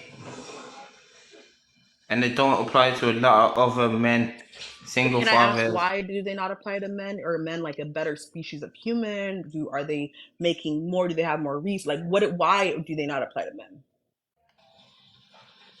Specifically, Well, why do they not apply to you? Because okay, I'll well, just say this so you can answer it. Because all the things you've said in this panel so yeah, far, I can just go and point them to you. So why do they not apply to you? okay, well, a single father household is like a two-parent household. Wait, And stop. You said a sorry, real quick, Anthony. You said a single father household is like a yes, two-parent household. Explain to yeah. me how a one-person household is like a two-person parented household. Explain that concept to me. Because men get help from women. I know. I just wanted him. I wanted to see if he was going to do it. Yeah, I wanted to see if he was going to answer it public. Well, men are not emotional like women, Okay, And emotional or not yeah, emotional, you're still a single father. So you being emotional or not emotional, no, or logical or not logical, you're still a single father. Do you see like where the disconnect is? yeah, I get what you're Because if you were saying. so logical and not emotional You by know your something, rhetoric, like by your you. logic, if you were so not emotional, you'd be in a two-parent household, though, right? It's not my logic. It's not my logic. I'm I'm just just saying. saying. I'm speaking about the statistics. Yeah, what you can find on Google. Mm-hmm. Yeah, Mm-hmm. right, on the Pacific website called Pacific Medium, website. and Mm-hmm. it shows you the difference between a single father household and single Mm-hmm. mother household, and all the problems that come from a single mother household. Mm-hmm. And it says why a single father So why household do none of those is apply to better. you, though? Why do none of those things that happen apply to you? Like, why are you the exception to the rule? What do you mean an exception? I've raised my kids That's to not my be question, good. sir. My question wasn't that you weren't a present. You obviously are. If you're the only one there, you're obviously the present parent. That's not my question. My question is why does it not apply? Why do none of those other things apply to you, but they apply to everybody else? What? Public space, I can't. Public, don't make me laugh. Public, don't make me No, laugh. Don't make me laugh. I gotta leave. Don't make me you laugh. said Public. everybody else because Don't make me you're laugh. asking me questions, but if I start answering them, then you're probably gonna start attacking me. I'm not gonna. Have I attacked you so far, Anthony? You're putting I'm things joking. on I'm me joking. that has. I'm No, joking. you're I'm not joking. No, joking. no, no, no, no. Don't do that. No, don't do that. Don't say you're joking because what you're not gonna Hey, do is say I'm you're a gonna big boy, attack you if I Anthony. haven't attacked you. I'm asking you a You question. I've been very cordial. I've been super nice. I haven't raised my voice to you. Haven't called you out of your name. So please don't say that I'm going to do something that I haven't done to you yet. So if you want to answer my question, I'll again mute up and you can answer it and I'll ask clarifying questions. But don't say that Okay. I'm doing something like that and I'm not doing it. Okay. Fair enough. Like I said, I was raised in a two-parent household, so I learned from mom and my dad, yeah, how to raise kids. So when I had children, I knew what to do. And plus, I don't get emotional, right? And my kids listen to me when I tell them to do something. They don't scream and shout and say, I don't want to know, I don't want to know. They listen to me. When I say to them, it's time to go to bed, go and brush your Mm-hmm. teeth, that's what they do. They Okay. don't like lounge So, around and then wait. so Anthony, I'm just explaining to you no, I'm these sort of listening. things. I'm. Yeah, You are right. Yeah, no, I'm not disagreeing with anything you're saying. But my counter question to what you just said is, they listen to you. You tell them to go to bed. They do like they're good kids. They listen to their parents. Is there yeah. anything in the world that shows that women cannot do that? Like, is there a study that is scientifically proven that is showing that kids don't listen to women or kids don't listen to single Yeah. moms? Like all the things you're saying. Okay, here, because real quick, all the things you're saying again can be applied the opposite way, except in your rhetoric, the single mother shit that's going on. Everything It's else not seems my to apply. rhetoric. It's not my rhetoric. I told you. Go on to the website. Yeah, it Go shows on the to the website. What's statistics. the website? What's the statistic? Because here's the thing, right? And I know public don't do really statistics on its platform because one, y'all don't know what y'all talking about, but two, there's this thing that you guys continuously say when you look at the statistics while not knowing the name of the statistic, not knowing the website of the statistic, not knowing who conducted the statistic. Like you guys say the statistic. I can go, oh yeah, black people are worse than white people. We are morally more evil than white people. And I go, well, there's a statistic. Does that prove anything that I'm saying? But I just told you the website. I told you go onto Google and look at the website Medium. What's the website? Yeah, You haven't said the um, website. You said yeah, Google, but you didn't say the website. yeah. I said you Medium. said it earlier. Go into Medium, yeah, and punch in why single father households are better than single mother households, and the list will pop up. But again, better or not better, do those things still not Oh apply my! to you as a single? You still haven't answered that question. Well, okay, let's say they are 20% better, 30% better, 40% better. Do those things still though not apply to those men that are single fathers the same way they apply to the single mothers? You're still not answering the question.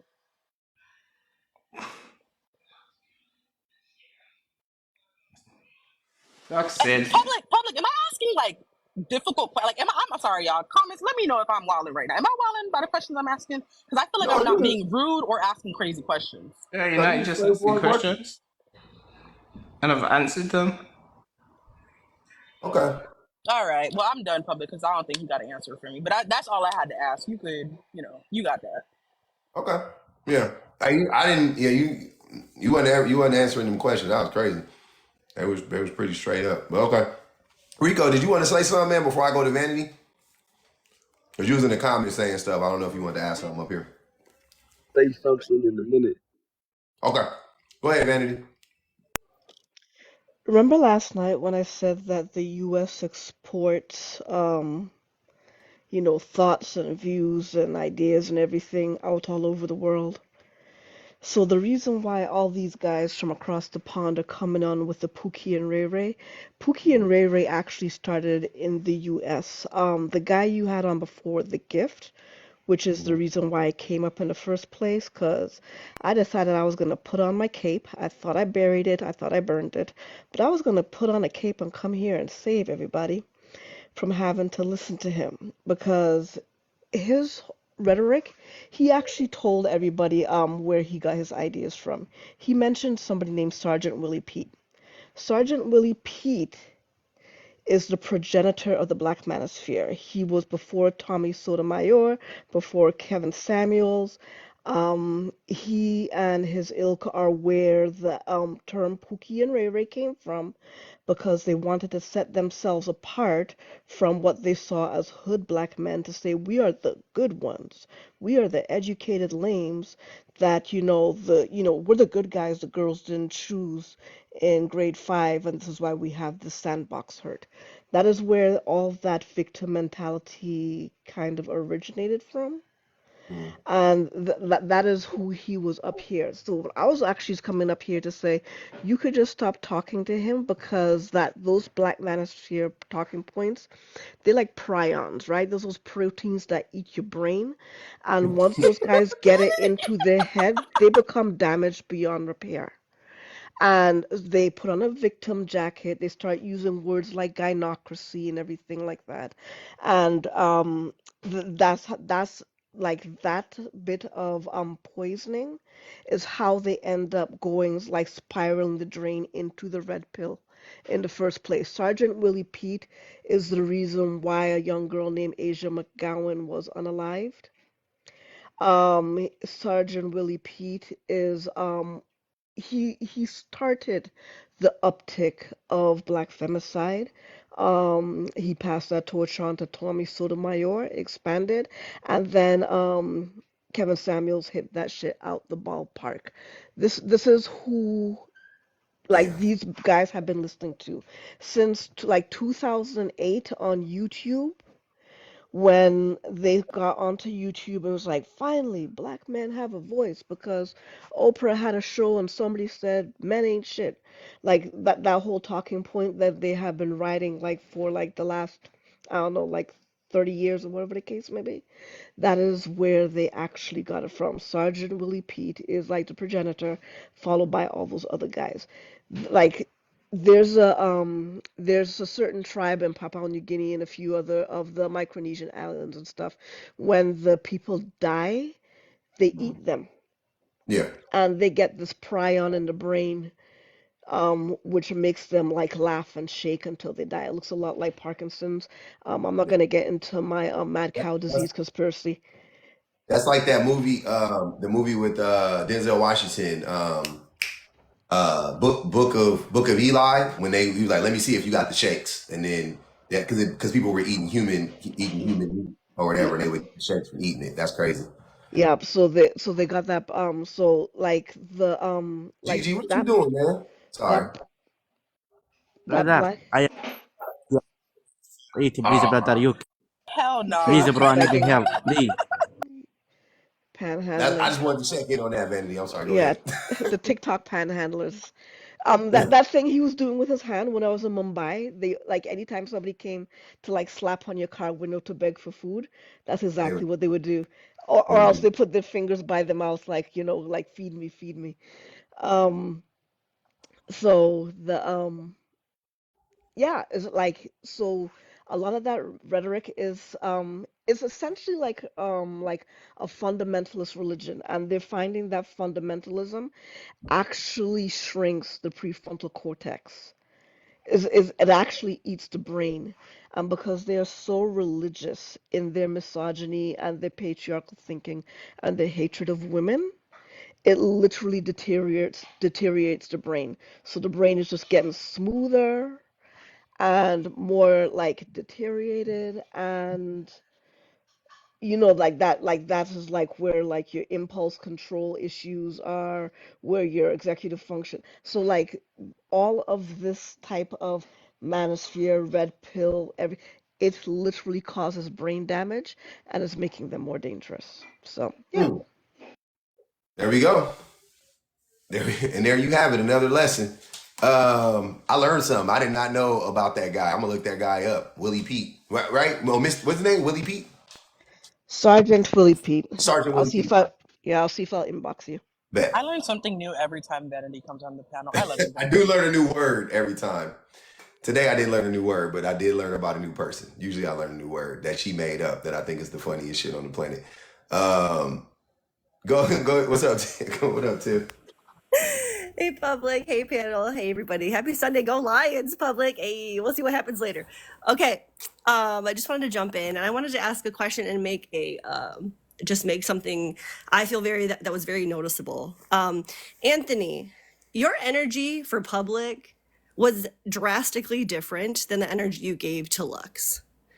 And you basically were dismissing her, and low-key it was almost like gaslighting in a sense, or weaponized incompetence. You made it seem like you didn't understand what she was asking. Why were you doing that? Because you didn't give Public or the men the same energy. So I just want you to understand that literally in real time it's misogynistic, because I understood everything Lux said, and so did the people in the comments. He backpedaling and pussy popping on this good stuff. Kay, please. Hey, backpedaling and pussy popping crazy. Damn. You know, I loved everything that Lux said, and I just think it's wild. I think it's wild that this manosphere stuff, this content is now rapidly, it's across the globe now. People from the UK are receiving the same Red Pill podcast and information, not necessarily information, but content. And I just find it wild that you give all this heat to single mothers, but you don't have the same energy for single fathers. And I do have one more question, Anthony. So is the mother of your kids not like around at all and has no rights? Because I want to go deeper into what actually a single father would actually be, because we can look at single parents in in a couple different ways, right? You could be a single mother and be doing everything alone without having somebody in the household, but you could also be a single mother by choice. So are you a single father by choice, or do you consider yourself a single father because you do it alone in your household? Does the mom have access to the kids is what I'm asking.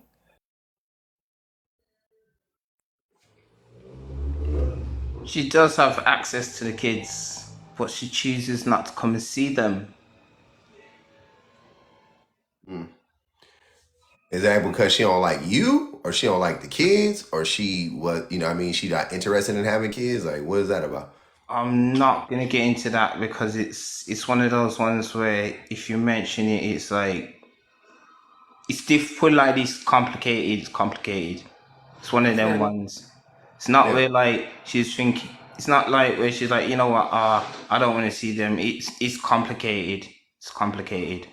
So Okay. I'm not gonna get into that. I just asked the question. If you say no, then cool. I ain't gonna be here on some like, what did you do? Like, I'm just curious. If you want to answer, you can answer.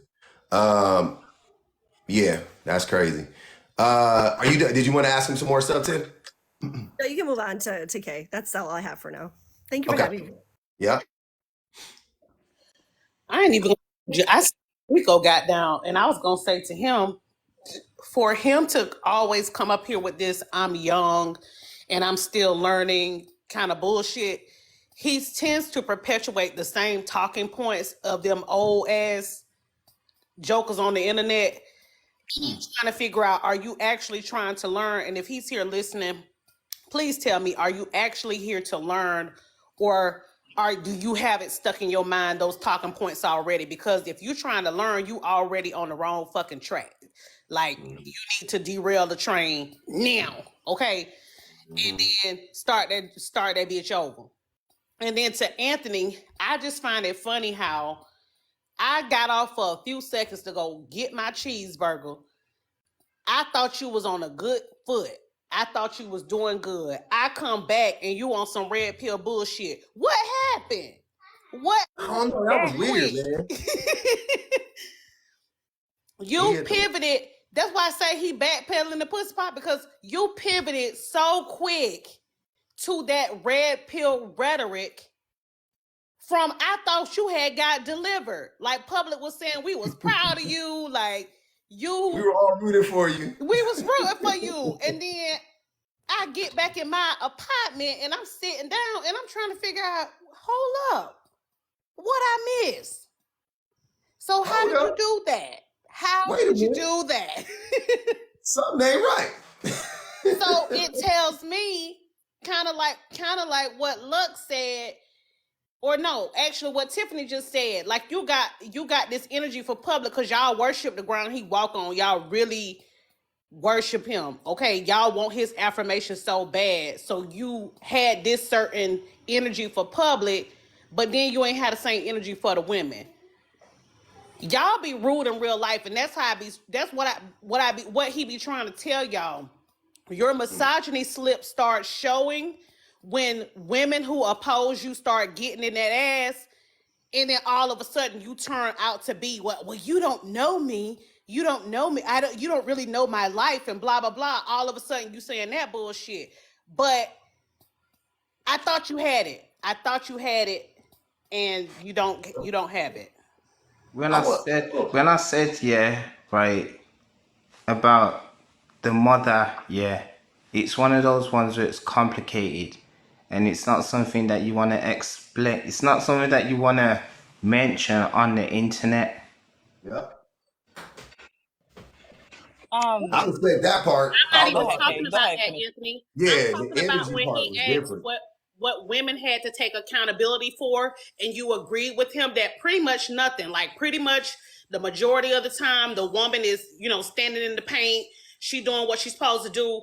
You know what I think happened, Anthony? You trapped that lady with them kids, and she said, "Fuck them kids and fuck you." Hey. I'm just saying, you baby trapped that lady. Hey, that's why I asked. I was like, do the kids, do she not want to come around you, or does she not want to come around them kids? Now, I will say this. I believe that if there ain't nothing that is going to stop me from being around my kids, even if I don't want to see they motherfucking, if in my mind, I'm like, fuck they mangy ass mama, I'm still going to see my kids. You know what I'm saying? Like, but, so I can't, so that would be tough for us to blame him, because if that was a man, we wouldn't blame the woman, right? No matter how toxic she is or was, we would be like, them your kids, fuck. You know what I'm saying? So for whatever reason, it's on her, to be honest with you at this point. Unless he is a threat to her physically, then okay, then that's a totally different thing. But outside he has of that, mental health issues or is on that booger sugar or something wild. You know what I'm saying? Like, yeah, it gotta be some crazy shit for me to be like, I could. But then at that point, I'm like, then why do you have the kids? You see what I'm saying? Like, because then wouldn't you be the same threat to the children? I don't want, like I said, I don't want to say it on the internet because it's not good. Yeah, no, that's what I'm saying. I wouldn't want, but like it's a road here where I wouldn't want anybody in the world to go down, man or woman. It's not. When put it like this, we on the internet. I'm just gonna put it like this. Yeah, she ran away with another man and started doing the sugar. Yeah. So she turned out to be okay. That's what I'm saying. Nah, yeah. So I get free your baby mama till she free. Hey, please. He's so funny, bro. I swear to God. Come on, man. That man just told his baby mama left him for another man and started doing drugs. Like, will say That's why I Come though, said on, it's man. public. complicated, and I didn't want to Oh, mention it. the train's coming. Nah, it ain't complicated. That shit is sensitive, and I get it. That's what I'm saying. Like, we gotta come on, y'all. That's you gotta But be. public, that's the thing, right? When it's everybody else, it's cut and dry, and I choose better and be better and play your roles, and we all. Oh yeah, But when it's yeah, you, it's no, but it's complicated. No, it's not that simple. It's you see what I mean? yeah, Like yeah, it's yeah, never. We never give other people the grace that we give ourselves. That's yeah. the No whole doubt. point I was trying to say with the questions. Okay, Yeah. okay. I knew what you were trying to say. I'm just saying that I don't have his story. I don't have his girl, but he says he got the kids. Y'all already know. I ain't got to explain. Y'all already know I don't be believing niggas. But I'm just saying, it's a fine line between that and being on some like laughing in a person's face when they tell you something. You know what I'm saying? That's sensitive like that. Like we gotta, Well, we gotta. that's a Can tough I just one. say something really quick, and then obviously I want whoever goes next to speak. But like Lux just said, why don't we have the same empathy and stop saying things like "choose better" to single mothers and to give them the same grace? Because now I feel like people in the comments, even myself, having this energy of, oh, that's really messed up. That she is on drugs, whatever. But we don't give the same empathy to women. Never. Mm-hmm. Never. It's like Lux said, what we chose. You should have vetted better. Why didn't you see the red flags? And you chose this. So it's like, why can men not do that for women? Why? These are all the questions that we don't have the answers to. These are all the questions. Like, you're asking the right questions. We just don't. You know what I'm saying? But Like, that's why I'm encouraging the men. He's here. So I'm telling you, Anthony. So if you want us to have this concern, or if you want us to feel a type of way for your situation that is complicated, why can you not give that same empathy to women, where their situations are probably really complicated and not black and white? Yeah, I think he did it earlier, swings though, right? both ways. It swings both ways. I'm not gonna lie. I'm not gonna lie. Wait, Anthony, because I may have missed something. So y'all let me know if I missed it. I think that earlier he actually was saying that women, like they take on that responsibility and they do a good job. No, he I did didn't. concede to that. I heard him say that though. Okay, that's why I was confused. I was like, I don't remember him ever saying like, you know what I'm saying, like something contrary to that. But I might have missed that part. I did hear him talk about the red pill shit later. Yeah. So what did But I he miss did at about one that point part? did say that they do a good job. Like I remember there was a portion before I spoke that he did say that. I do remember that. Okay, people were saying he went back and forth. Okay, Yeah, because he I was mean, going back and forth. Women do a damn good job. yeah, I think I missed the switch though, because they saying you switch, Anthony, and I'm like, I just remember you saying that, and then As soon as you got up, like, and I was starting to talk to him, that's where, like, right before I started to talk, that's where the switch came. oh, okay, Like when see, you I had missed got that. up and Okay, walked, that would But explain it. he Okay, was that on. explains That's why Kay said when she left, because Kay left right before I got up to go get her sandwich. Kay was like, "I left and you was on a good foot," and then the whole thing happened. So okay, fair enough. Because I was like, I don't remember him saying anything, whatever. But now, yeah, that makes sense because I went downstairs and grabbed my banana. Okay, yeah, man, that's crazy. That's interesting. So it seems like you don't really get it. But then you did say some weird shit too, because you said that a man is a 2-parent household. And I was like, what? Wait, why? So that's The the data problem. is out there. He's out there. There Seriously, is no he data is. that support that. There's no data that supports that. there. Okay. You may be confusing data that says single fathers may have a better or easier or more quote unquote successful time raising kids because of resources or women in their lives, but that is not the same thing as single parent fathers being the same thing as dual. Like that's not damn near the same thing at all. Like that's not anywhere near the same thing. Because if that's the case, Anthony, if the same rules would apply to a single mother who is financially viable, right? Same thing. So if a mother makes enough money, then her household will be better off for the child than if she was in a relationship with the man and it was two poor motherfuckers in a relationship and mentally unstable motherfuckers in a relationship, right? So a healthy woman that makes enough money is just as good as two shitty parents, or better than two shitty parents, right? Or even one shitty parent and one good parent. A I'm single. not saying all single mothers are. I'm not saying that.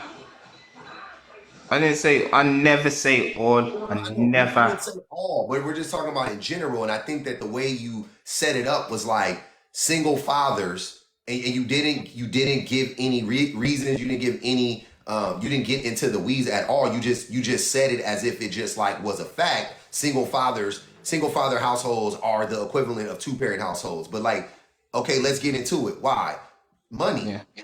It ain't because your kid, because then you tried to make it about this bullshit about your kids listening to you, like men are just better at disciplining kids, lies. Kids just listen to men inherently better, lies. Like, what? That's not true. So the reason why you're better off, the reason why your kids are better off with you than they are with their baby, with your baby mother is you ain't fucking on the fucking booger sugar. You know what I'm saying? So Tell it how it is, man. Tell it how it is. that's what it is. It ain't that you're because you're a single like no. It's because you ain't strung out, you ain't, and you make money and you can provide a stable household for them. And per capita, men are more financially, economically viable than women are on average. That's all it is at the end of the day. So say that. Say, yeah, I mean, because, and then, you say that, then that is supported by some facts, some stats, some data or whatever. But when you just say it and try to act like men are just inherently better, that's a fucking lie. That's where I think the pushback comes from. It doesn't necessarily comes from that idea that men typically make more money than women. And then when men, also you have to look at the men who get their children. Right? Go look up the men who get their children. Like it ain't your average Joe Blow motherfucker that's going fighting for their kids. It's a certain demographic of men. Whereas with women, it's like just all women. You know what I'm saying? Like because most women get the kids. Most men don't want the kids. Most men abandon their kids, whatever the case may be. So the women are stuck taking on the brunt of that burden. And so it's a whole, like, it's a wider range of women. You got some poor women, you got some rich women, you got some mentally unstable women, you got some healthy mentally stable women. Like there's all of these different things. But with men, it's like typically a certain demographic of men that are going to go get their kids.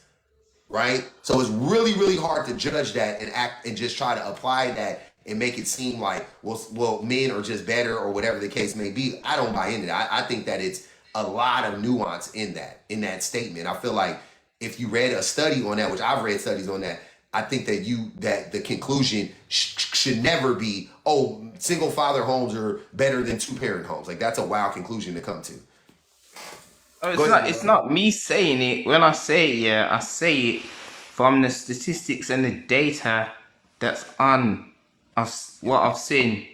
That's how you interpreted it, but that's not necessarily true. So because are 2-parent households better than single-parent households, generally speaking, for the outcomes of children? Yeah. So how can single father households be better than 2-parent households? If that makes you're contradicting yourself. That's my point. I'm not contradicting myself. You are.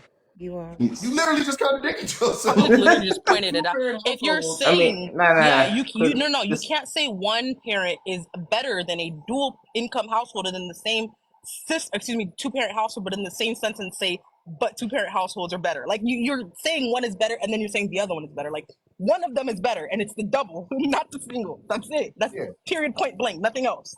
Don't add Everybody knows 2-parent households. Everybody knows that. Once again, we got to use nuance. Everybody knows 2 healthy, economically healthy, mentally healthy, physically healthy parents are a million times better than any other fucking scenario. No doubt about it. I don't care what nobody says. We all know that. We know that to be true. But I'll go one step further. We all know that 2 healthy parents plus 4 healthy grandparents plus 5 healthy uncles plus 10 healthy nieces and nephews and cousins and like is way better. You see what I'm saying? Like, so yeah, the more the merrier when it comes to that. If you, you know what I'm saying? Like, I don't know why we stop even at 2-parent households, right? Why do we stop there? Why do we end it right there and act like that's it? No, that's not it. We already know. Me and my wife were talking about that shit this morning. I have a job. If my schedule changes, I'm literally like a slave to my job right now, not because of the money, because of the schedule. Because I have no fucking support. If my schedule changes, me and my wife's life gets exponentially harder and weirder, and I'm gonna miss out on stuff and blah blah blah blah. So now I'm a slave to my job because I don't want to lose a fucking schedule. right? Fuck the money. It ain't about the money. I can't do that. You see what I'm saying? That's what I'm saying. Yeah, it's not about the money, it's about But responsibility. what I'm saying is I don't have any support. Me and my wife don't have support, right? Okay. But how much better would it be if I had a grandparent I could rely on, an uncle, an aunt I could rely on, some nieces, some nephews, some cousins I could rely on? How much better would our lives be? How much happier will my kids' lives be? Right? Not they won't be, and they're not isolated. We do a lot with my kids and stuff like that. But like, they got a cousin live down the street. We see him once every 2 months. They live right around the corner. Like, we just don't have support. That's what I'm trying to tell you. My niece be with my mom all the fucking time, right? Okay. But my mom don't be with my kids all the time. She don't, we got a different type of thing, dynamics, whatever. But if you have a healthy relationship and the parents are healthy and the grandparents are healthy and the uncles are healthy and the aunties are healthy, the kids will be that much more healthy. Trust me. So 2-parent households ain't even the end all be all. It's just better than any single parent household. And any single parent household, when it's healthy, is better than any unhealthy 2-parent household. You see what I'm saying? And an unhealthy 2-parent household is better or whatever, probably better than a single one unhealthy parent. Like, yeah, that's how it works. There's a fucking hierarchy here. But I don't know why men are constantly getting on here lying and gaslighting us and acting like single baby mothers is terrible. You did it. Oh, no, they're not terrible. No, I know you didn't. I'm just speaking in general because you didn't do that. Because you actually said women do a great job and they raise good kids and blah blah blah blah. And I commend you for that. And that's when we was all that's when we were all proud of you. But that other shit you said was wild. The other shit you said was unnecessary. Like we did not need that. We could have left that alone. Right? But hey, I gotta get to Yolanda. Go ahead, Yolanda. Hi, thank you so much for having me here. I am 52 now, and I am just I've enjoyed listening to what everyone said and just the way that you express yourself. With my situation, I had a son and a daughter. My ex-husband, even though we met in college, both graduated or whatever, convinced me to remain in the home. Once I decided to do that, we moved away from family and friends. He controlled the finances and just did a plethora of things. He thought he could have other women. He was indicted on tax evasion, fraud, a bunch of other things, and wanted me to sign, my name. And I had to go through a lot to get my identity back, just to make a long story short. Now, I, like a lot of other moms in the comments, I came from that generation. Don't say anything negative about him. When the children grow up, they'll figure it out on their own. But after listening to you and what you went through, thinking back, I wish once they posed the question to me that I was a little bit more forthcoming instead of trying to gloss or paint it over. Because children, they are feeling what's happening in real time. I did not have to, like with Gary Owens, they spent a significant amount of time not dealing with him. Not because of what I said, but because my son remembered. I didn't think he heard it, but he remembered me arguing with my ex-husband, hey, you don't go to the gym with him. You only do it when the nieces and nephews come. That is your son. Why can't you go to the gym with him?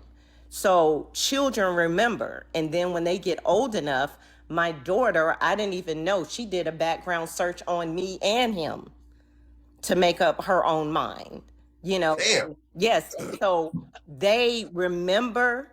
I remember dad beating mom. I remember dad not being home. I remember mom, my son was diagnosed with type 1 diabetes, and our daughter dealt with anxiety and depression. I was at the school. I was at the doctor's appointments. I was doing homework. I was cooking. I was playing games and interacting with them.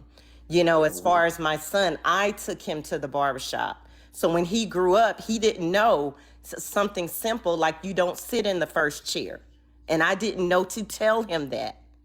Where you talking about? At the barbershop? Yeah, at the barbershop, you know how everybody knows you don't sit in the first chair because the most inexperienced person gets the first chair. So he had to have a jacked up hairstyle to figure that out because mom made an appointment because it was a I think that barbershop might. full of men. I ain't gonna hold you to that. I ain't just you telling the story. I don't know if that's. I've spent a lot of time in barbershops. That's not. Okay, that's not true. Well, like Yeah, here, I think he just got. Yeah, it could go either way. I'm not saying it's not true in any barbershop, but it okay. just. Yeah, But sometimes for people just me, see like yeah. and I see like that, I shouldn't put an absolute on it, but from our area, when we were in North Carolina, everybody knew that. But I did not know that as a woman to explain to my son because I just assumed the responsibility to try to be a good mom. Hey, I have to have his sister with me. I just got off work. You know, dude's in here trying to holler. I don't want to be in here that long. Let me make an appointment. So when he got older, of course he didn't want to have mom around and he went and got a jacked up haircut, right? It grew out, but those are the little things. I taught him how to use the bathroom. I don't have a penis, right? I taught him how to tie a tie. Now, that wasn't because I badmouthed his father and didn't want him to be there. He would pick them up every other weekend and drop them off on his parents. You know, so he wasn't even feeling. Wait. I'm sorry. So he was only spending 4 days a month with these kids, Mhm. and then he would drop. He would take. So why would he even pick them up? Because he wanted to try to fight for custody in court to come at me because he knew that I was their everything. He didn't even know what their favorite color was, what they liked, anything like that. And they would always say, is he coming to babysit us? Why do we have to go with him? And I said, first off, this is your father. You spend time with dads. You know, it's not, he's not a teenager. So long story short, like with Gary Owen, when your children do not want to deal with you, it's because of what you did. Their dad and his side of the family tried to call me crazy. But you know what I did? I was like, I don't give a damn what they're saying. I'm going to show up like I always do. They can talk about me. He can try to dry up the money, but I'm going to be at your school assembly. I'm going to help you do homework. I'm going to cook. I'm still going to do the damn thing because I'm your mama. I don't give a fuck about what they saying. And I'm not saying anything negative about him. But when you show up for your kids, they do not turn away from that. Facts. So thank y'all. That's what I just wanted to say. Now, when we were talking about the patriarchy, it is more difficult. The courts don't like Black people, period. Period. But for No a Black Black people. woman, when he was that business person and I was that at-home wife, and he could chum it up with his attorney, high-powered, knew this other attorney, they can chum it up. Nobody cared about us. Mm-hmm. Nobody. And Did the he ever only go to reason jail for why that he shit? didn't get, huh? Did he ever go to jail after he got indicted? No, and see, that's another thing. I felt like I was married to the Black mafia. He paid somebody and got off. He stole my social security number for years. And I had to get it frozen, work with the IRS to get my identity back. So even though we were divorced like in 2010, I couldn't completely get away from him until 2018. And you didn't tell your kids that part. No. Well, they found out when my daughter did the Google search, the court Yeah. records came up, a bunch of other things came up. No, I'm saying, but you didn't tell them that. So, No. but the reason why I was asking that is because my dad stole my identity when I was a little kid Oh, too. wow. And they Yeah. didn't even know he had on an ankle bracelet at the crib. Okay. And he had long pants on, couldn't even take the trash out or the marshals would come. Right. So I'm just saying, you can try, like for my kids, I was always trying to clean it up, not really let them know what was going on. I would do it all over again if I had to. It was because I loved them. It was exhausting though. And the way the system is set up, it is diametrically opposed, not only to Black people, but in particular to that Black woman. And I was Of a course. single mama, not because I wanted to be. No woman wants to lose her man and to do it alone.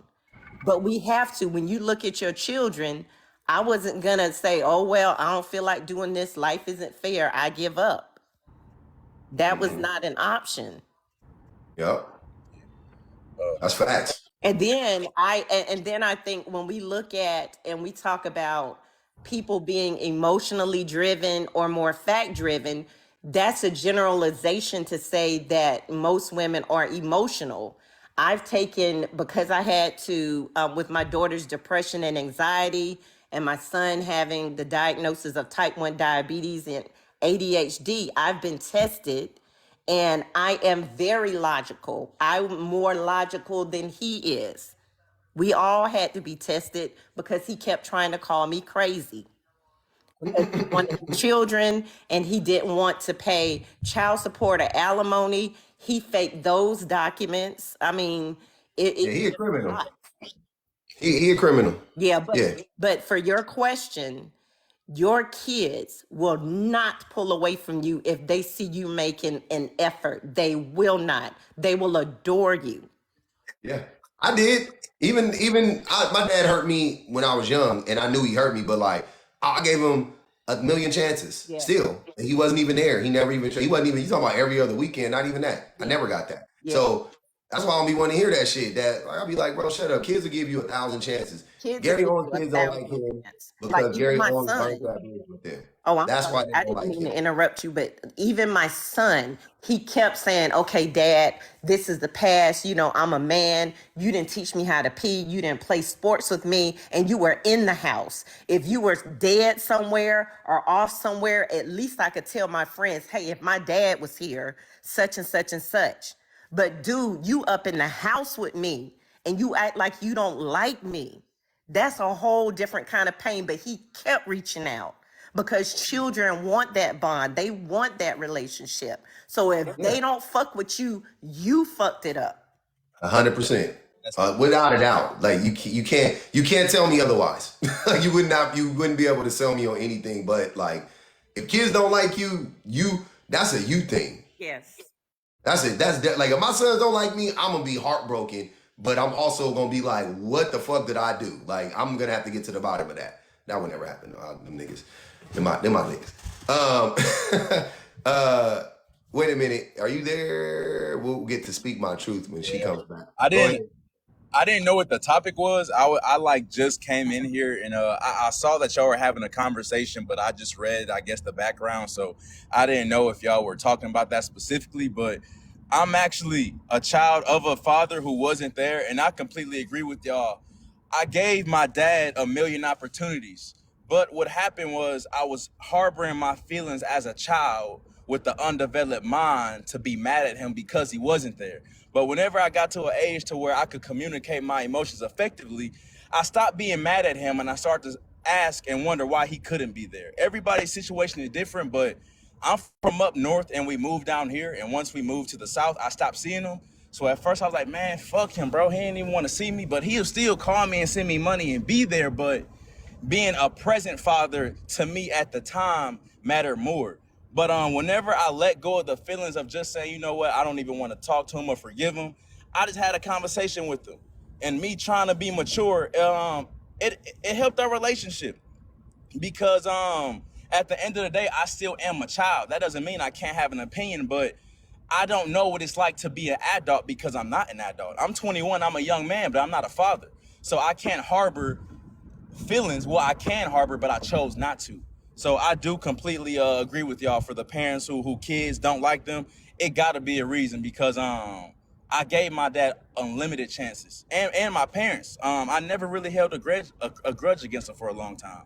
Cause I don't know what it's like to be a mother and a father. I don't know what it's like to have to come off work to pick your kid up and put money on his lunch account and make sure his car insurance paid and give him, I don't know how I feel to do all that. So I 1,000% agree with y'all. I just hope in the Black community we can come more as a unit with the father, the mother, the son, the daughter, etc. But yeah, I think that when we talk about these things, it's okay to wonder why or whatever. Like I'm okay with that. I think that typically two things: we give way too much grace to fathers and little to no grace to the mothers. I think that's a problem, and also we there is no reason to be absent from your kid's life. Yep, You know what I'm 100%, saying? 100%. I agree with you. To the mother's point that you just made, I can't speak for that because I've always had a present mother in my life. She's not perfect, but she was the first person that I seen operate as a woman. I've never seen her be combative, argue, yell, cuss, fight with a man. I've never seen that. And it doesn't mean she didn't have problems, but whenever she had me, and from the time I saw her, she always operated as a woman. So I can't speak on not giving grace to her. What does that mean? What do you mean operate as a woman? You What are you know, talking about? some people, they let their emotions dictate how they act. So right now I'm riding the car with my girlfriend. If she was to say, Alan, you're tripping, I can get upset and I can start acting like an immature boy. What the fuck you talking about, girl? You better chill the fuck out. Woo, woo, woo. On the opposite end, some people, they get out of the woman and they start bitching and complaining. I ain't never seen my mother raise her voice at a man. I ain't never seen her put her hands on a man. I've never seen her act anything other than a woman. She probably should have. Yeah, but Well, it's but the subjective. thing is, I'm glad that you have this. Nah, kids, not children. Yolanda, No. I was told she cut me off though. She did cut me off. Like, come on now. Alan, She did public cut trying me to off. talk. Damn, I was chill trying to talk. I out. wasn't. What do you mean? I was trying to ask you a question. Yeah, I'm listening. Yeah. She Yeah, cut me and you so off. I'm listening to you though.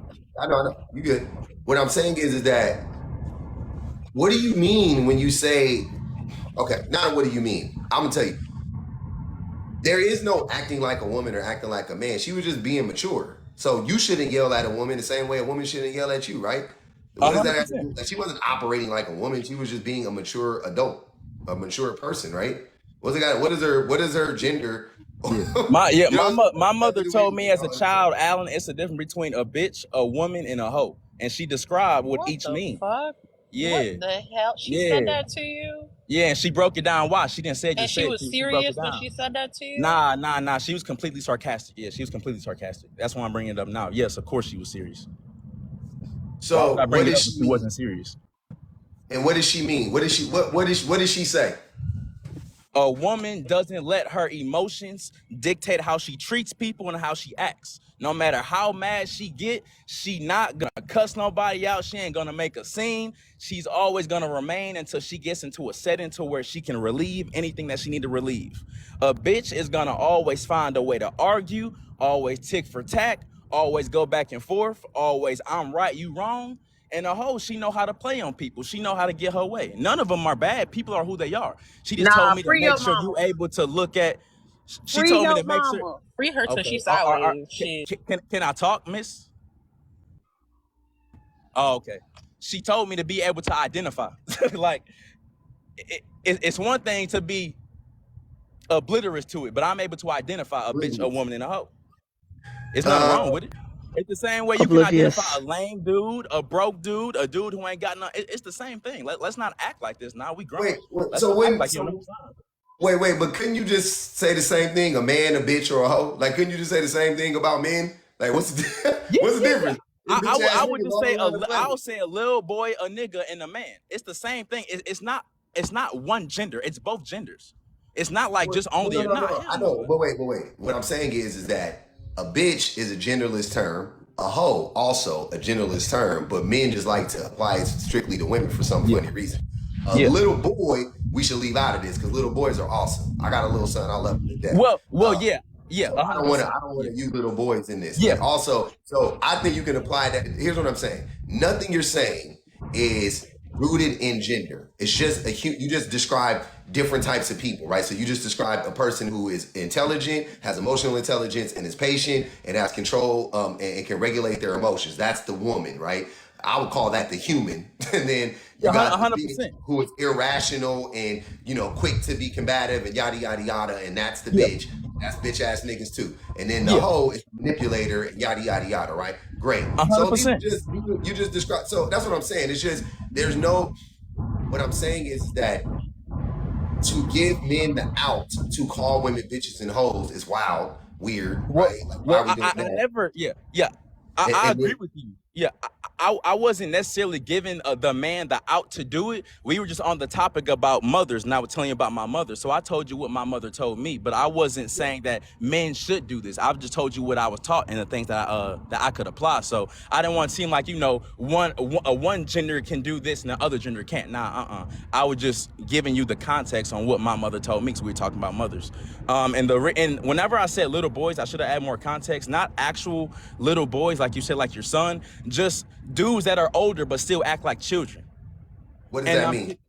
just an immature person, a grown man who don't want to work because he don't feel like working, even though he got a woman, he got children, he don't know how to lead, nobody can follow him, he can't keep a job, he has no money management.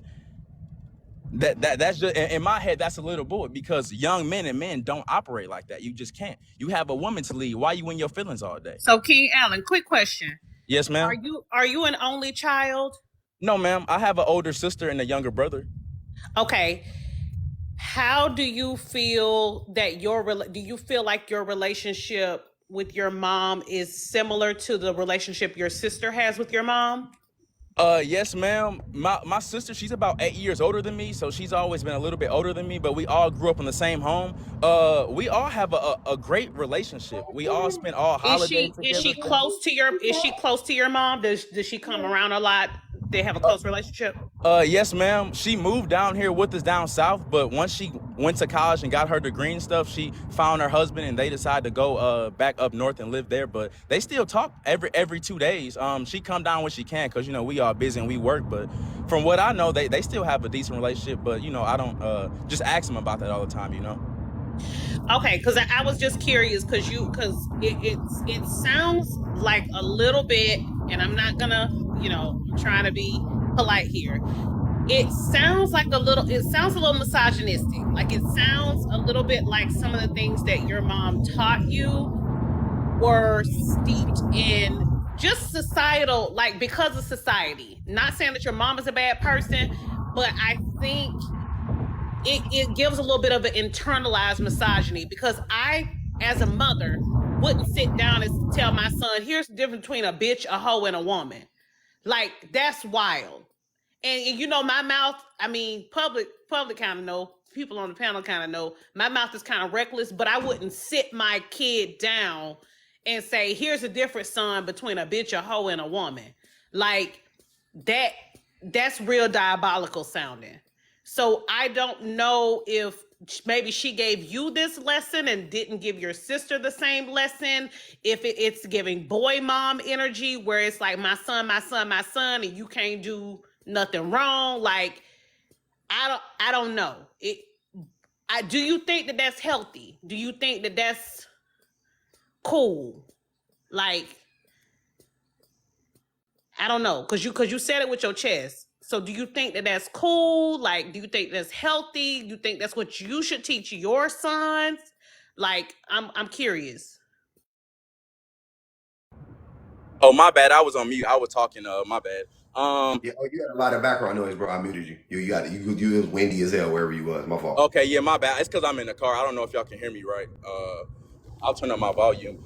You asked if she only kind of sat me down versus my siblings. No, ma'am. She actually sat down all three of us, and that was just one example. She taught us about what to look out for in men and women, because my mother, she grew up rough, and we didn't grow up in that environment. I didn't grow up in poverty like she did. She had it bad, so we weren't gonna be able to have that texture.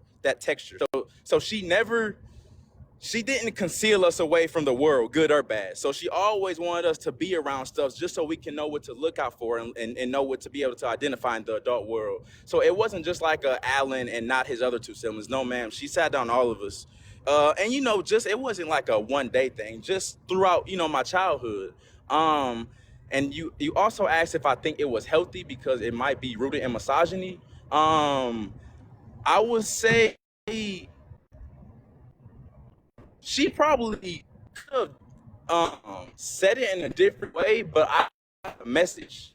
And me also having my father, I was able to not always get stuck on the words, but understand the message. So her delivery was definitely a certain way for a child, but I got the message, hey, be wary of these type of people, men and women, because whenever you out in the real world, Alan is gonna be by herself. Mom and dad ain't gonna be there. So that's what I took from that. And I mean, that's how I look at it now. But you know, as a young man, I would definitely say the delivery could have been different. But as far as it being healthy, I would say it's healthy that a mother and a father can communicate to their child the goods and bads of people in the world.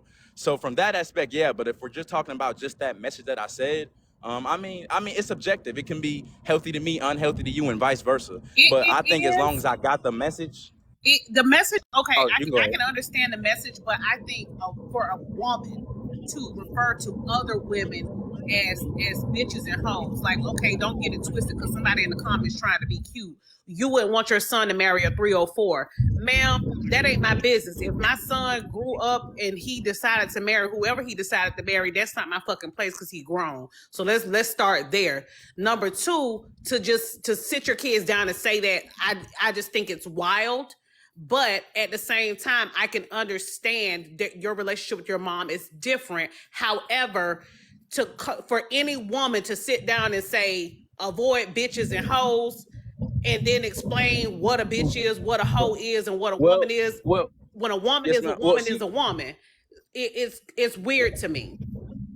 Yes, ma'am. Well, she never said avoid. She said be sure to be able to identify. She knows that the way her and my father raised me, like I just said, I didn't have the texture to grow up in the hood and in poverty. So some things I just wasn't going to have because they did. So they wanted to be able to teach me the lessons and the texture from their environment. So she never said avoid them, but she said don't get played on. Me being a nice person and me just being an open person from my upbringing, I have manners. So she said that nice people are easy to play on. So she always said just don't get played on by a man, by a woman, or no one. And like having different family members, you know, everyone's family has some dysfunction. So going to a family cookout, everybody cool. 2 hours later, people start drinking and we arguing. So I'm like, Mama, why auntie tripping? She was just cool. Well, Alan, she be bitching. For some, it's always been like that. I love her to death, but she always find a problem whenever she get drunk. Well, damn, Ma, why is that?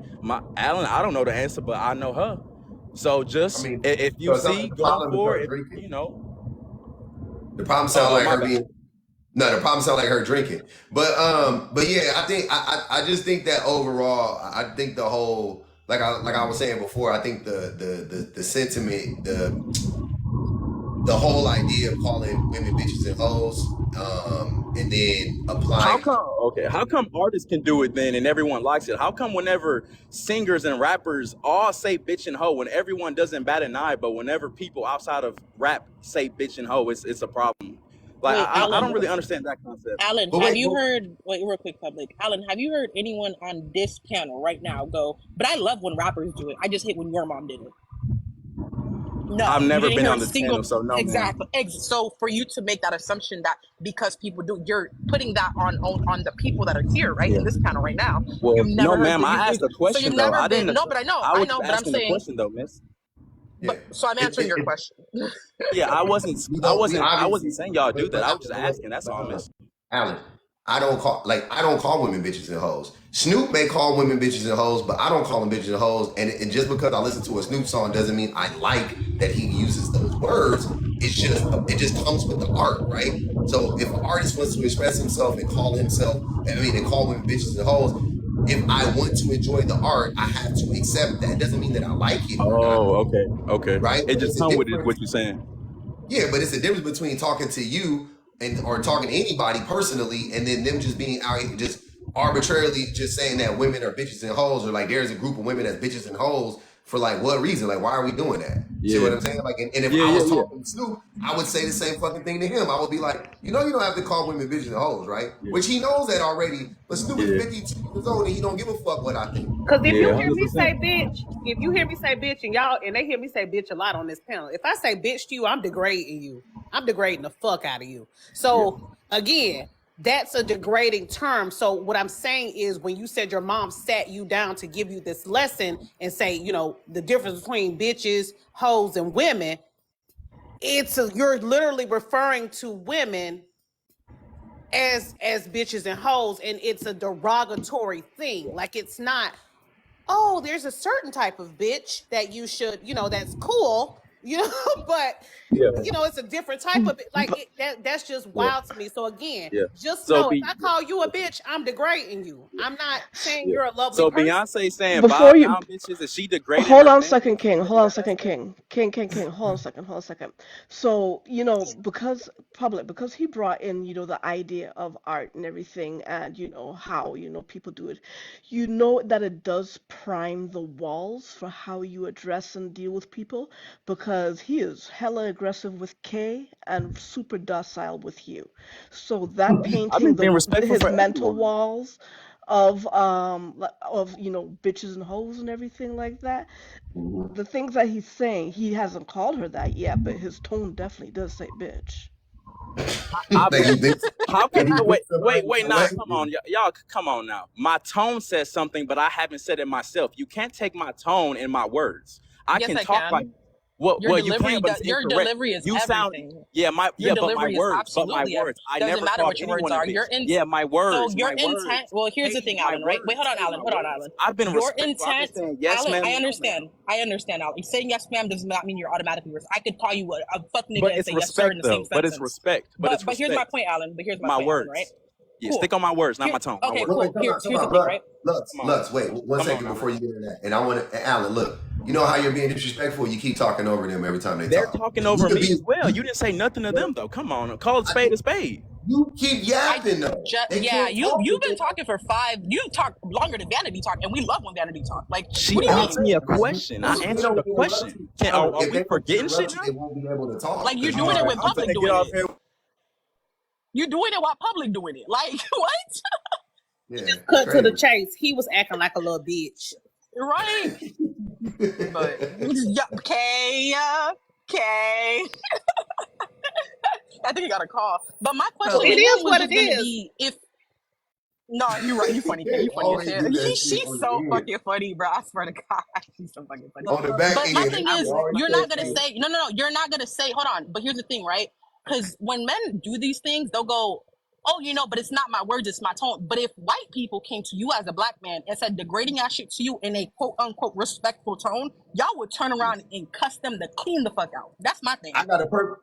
That's a great example. I got a perfect example of that. Y'all ever watch that lady that be doing the HR Karen, the black lady, but she be acting, it be like basically like a white Yeah. like HR woman. I don't care how nice she don't yell.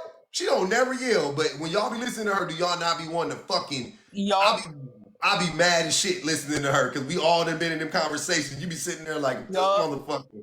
Don't shut the fuck up. They be respectful as they're actually the most respectful people as far as their tone is concerned, right? As far as their tone is well, they're condescending, but outside of that, it's like they're never yelling at you. They never calling you anything. But you're just like bro, you was disrespectful as you telling me I gotta work weekends. like I don't give a fuck. I gotta work overtime. That's fucking terrible. You put that shit in the email, I'm pissed the fuck off. Like Smiling, telling me I gotta work overtime. Like, bitch, I'm still mad. Just because you said it nicely don't mean I don't gotta work overtime. Or the opposite. We ain't gonna pay you if you work overtime. Like, yeah. Like what? Where did that? Wait. How you doing that? That's disrespectful as fuck. Like that's what I'm saying. Like I don't care. He was talking about corporate Aaron, y'all, not Veronica. I'm sorry, corporate Aaron. Corporate Aaron. I said HR Karen. My bad. Corporate Aaron. Corporate Aaron is beautiful. That's my favorite character on all platforms. Like I watch all her shit. I get pissed off every time I watch it. It's rage baiting. Like it's so like she got me hooked. Like I watch that shit every time and get pissed off every single time. Cause I'm like, if this ain't the realest shit, like yeah, we're gonna ask you guys to just make sure you bring your own cups to work from now on because we don't want to provide paper cups for people. Like I'm just like, what the fuck? Y'all can't even. We don't even get paper cups no. Like that shit is infuriating. I'm telling you, it's terrible. And we've all experienced it. It's fucking terrible. She's not disrespectful. She's not mean. You know what I'm saying? Like she ain't yelling at me, telling me that shit. She's nice. Yeah, they think they think if you say yes sir, yes ma'am, but call them fuck niggas, bitches, hoes, and all these things in the same sentence. Well, I preferenced it with yes ma'am, so it's cool because I'm being respectful because I say yes ma'am. With all due respect, you ain't with all. They think if you say with all due respect first. With all due respect, you ain't shit. Your mama ain't shit. Nothing that you have is shit. But with all due respect, of course. But that's why. But that. What you say, Kay? Oh, she got a call. I said. Yeah, with all due respect, 100% of the time it's gonna be followed by disrespect. Every single time. I've never heard with all due respect being followed up with something respectful. Never heard it before. But see, that's why I just cut to the chase. And people be like, oh, well, that's just really callous, or that's really class A. Like, when I peep the vibe, we immediately go into disrespect, because I know you're gonna get there later. I'm gonna get there first. I'm gonna go ahead and get your ass first. But I know if I let you keep talking, bitch, you gonna get there later. So let's go ahead and cut to the chase. Let's stop this fake courtesy. Like, that's what killed me about some of y'all. Y'all would rather a bitch playing y'all face with this fake courtesy and fake social graces and shit like that. You're not gonna play in my face. You're not about to play in my face. You're not gonna play on my intelligence. And he sat right up here on this panel and played with our intelligence. You want to talk about how you didn't grow up in the hood, you didn't this, you didn't that, you grew up in the suburb, but then you go to about your mama sat you down and said the difference between a bitch, a hoe, and a what? Excuse me, sir. That don't even make sense. Your mama's telling she ain't got no class. Because there's no way in hell I would sit Juliana down and say that. That's not a lesson she needs to learn. She just needs to learn there are good people. There are bad people in this world. You know, you handle everybody with respect. You treat people how you want to be treated. That's the only lesson I need to give my kids. A bitch, a hoe, and a woman ain't the lesson. Okay, so let's stop fucking playing.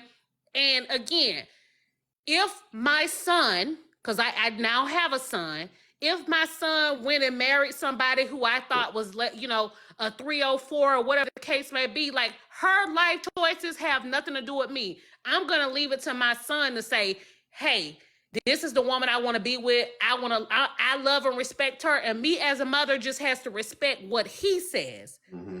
It ain't for me to choose for him. Because again, if your parents chose for you, you wouldn't have no ain't shit ass baby daddy. Like, let's be fucking for real. You know what I'm saying? Like, if your parents chose for you, if your parents did the vetting, if your parents went before you and said every person you brought home, your mama said, no, that's not it. Your daddy said, no, that's not it. That's not it. You'll be alone the rest of your fucking life, right? So let's not pretend like we don't allow our kids to make their own decision. And if you fall on your fucking face later, you fall on your face, and I'm going to be here as your mother to comfort you and say, okay, well, maybe that situation, you know, maybe if you went in with blinders, whatever the case may be, you can't fully vet everybody, because now that I've just been around public and just learning from him, I realize vetting is an impossible fucking process. You know that, right? Like, you literally have to dig and dig and dig until you find something. So y'all always say, go into these relationships, stop looking for something that you're going to find it. Stop nagging that man, blah, blah, blah. Okay, pick which one you want us to do. You want us to nag, or you want us to vet? You want us to turn a blind eye? They say that y'all, that they'll say y'all need to heal y'all trauma. Why you comparing me to the last man? No, she trying to find out if you the last nigga. So she doing all of this shit. She's probing, right? She's not even playing games. She's probing to see if you like the last nigga. And then y'all get mad at that. But then if something goes haywire, then from the outside, some other man gonna say, well, you should have chose better. You should have vetted better. Like, nigga, what the fuck? Hey, bro, you can't. Like, if you want to prove to her you ain't that man, you gonna have to just put up with the shit, right? Like, that's what it is. And you gotta understand that she's trying to choose better. So she's gonna ask you a bunch of shit. She's gonna pay attention. She's gonna scrutinize you. She's gonna, when you say you do something and you don't do it, she's gonna fucking hold you to it. Why didn't you do that? You said you were gonna do whatever. Even if you think it's a little thing, if she fucking brings it up, just know that's what she's doing. She's piecing everything together. He said he was gonna be here at 8. He showed up at 10. Why did you show up at 10? He said he was gonna start making sure that that he took out the trash every day. He ain't done the shit in a week. Why haven't you done it? He said he was gonna call me every night at 5. He ain't calling me every night at 5. He only called me Monday, Tuesday, and Wednesday. He skipped out Thursday and Friday, Saturday. Like, little things like that. Then she, okay. So when she's paying attention, she clocking it. Don't get mad. Don't be like, well, why you always, I'm not like that other man. Sometimes I forget. Right? That's what I'm saying. Like, I'm okay with y'all saying that, but then you got to give them all the grace on the back end then. If you're not, and that's what I'm saying. I'm saying that it's wild. It's extreme to expect women to spot all of these red flags, right?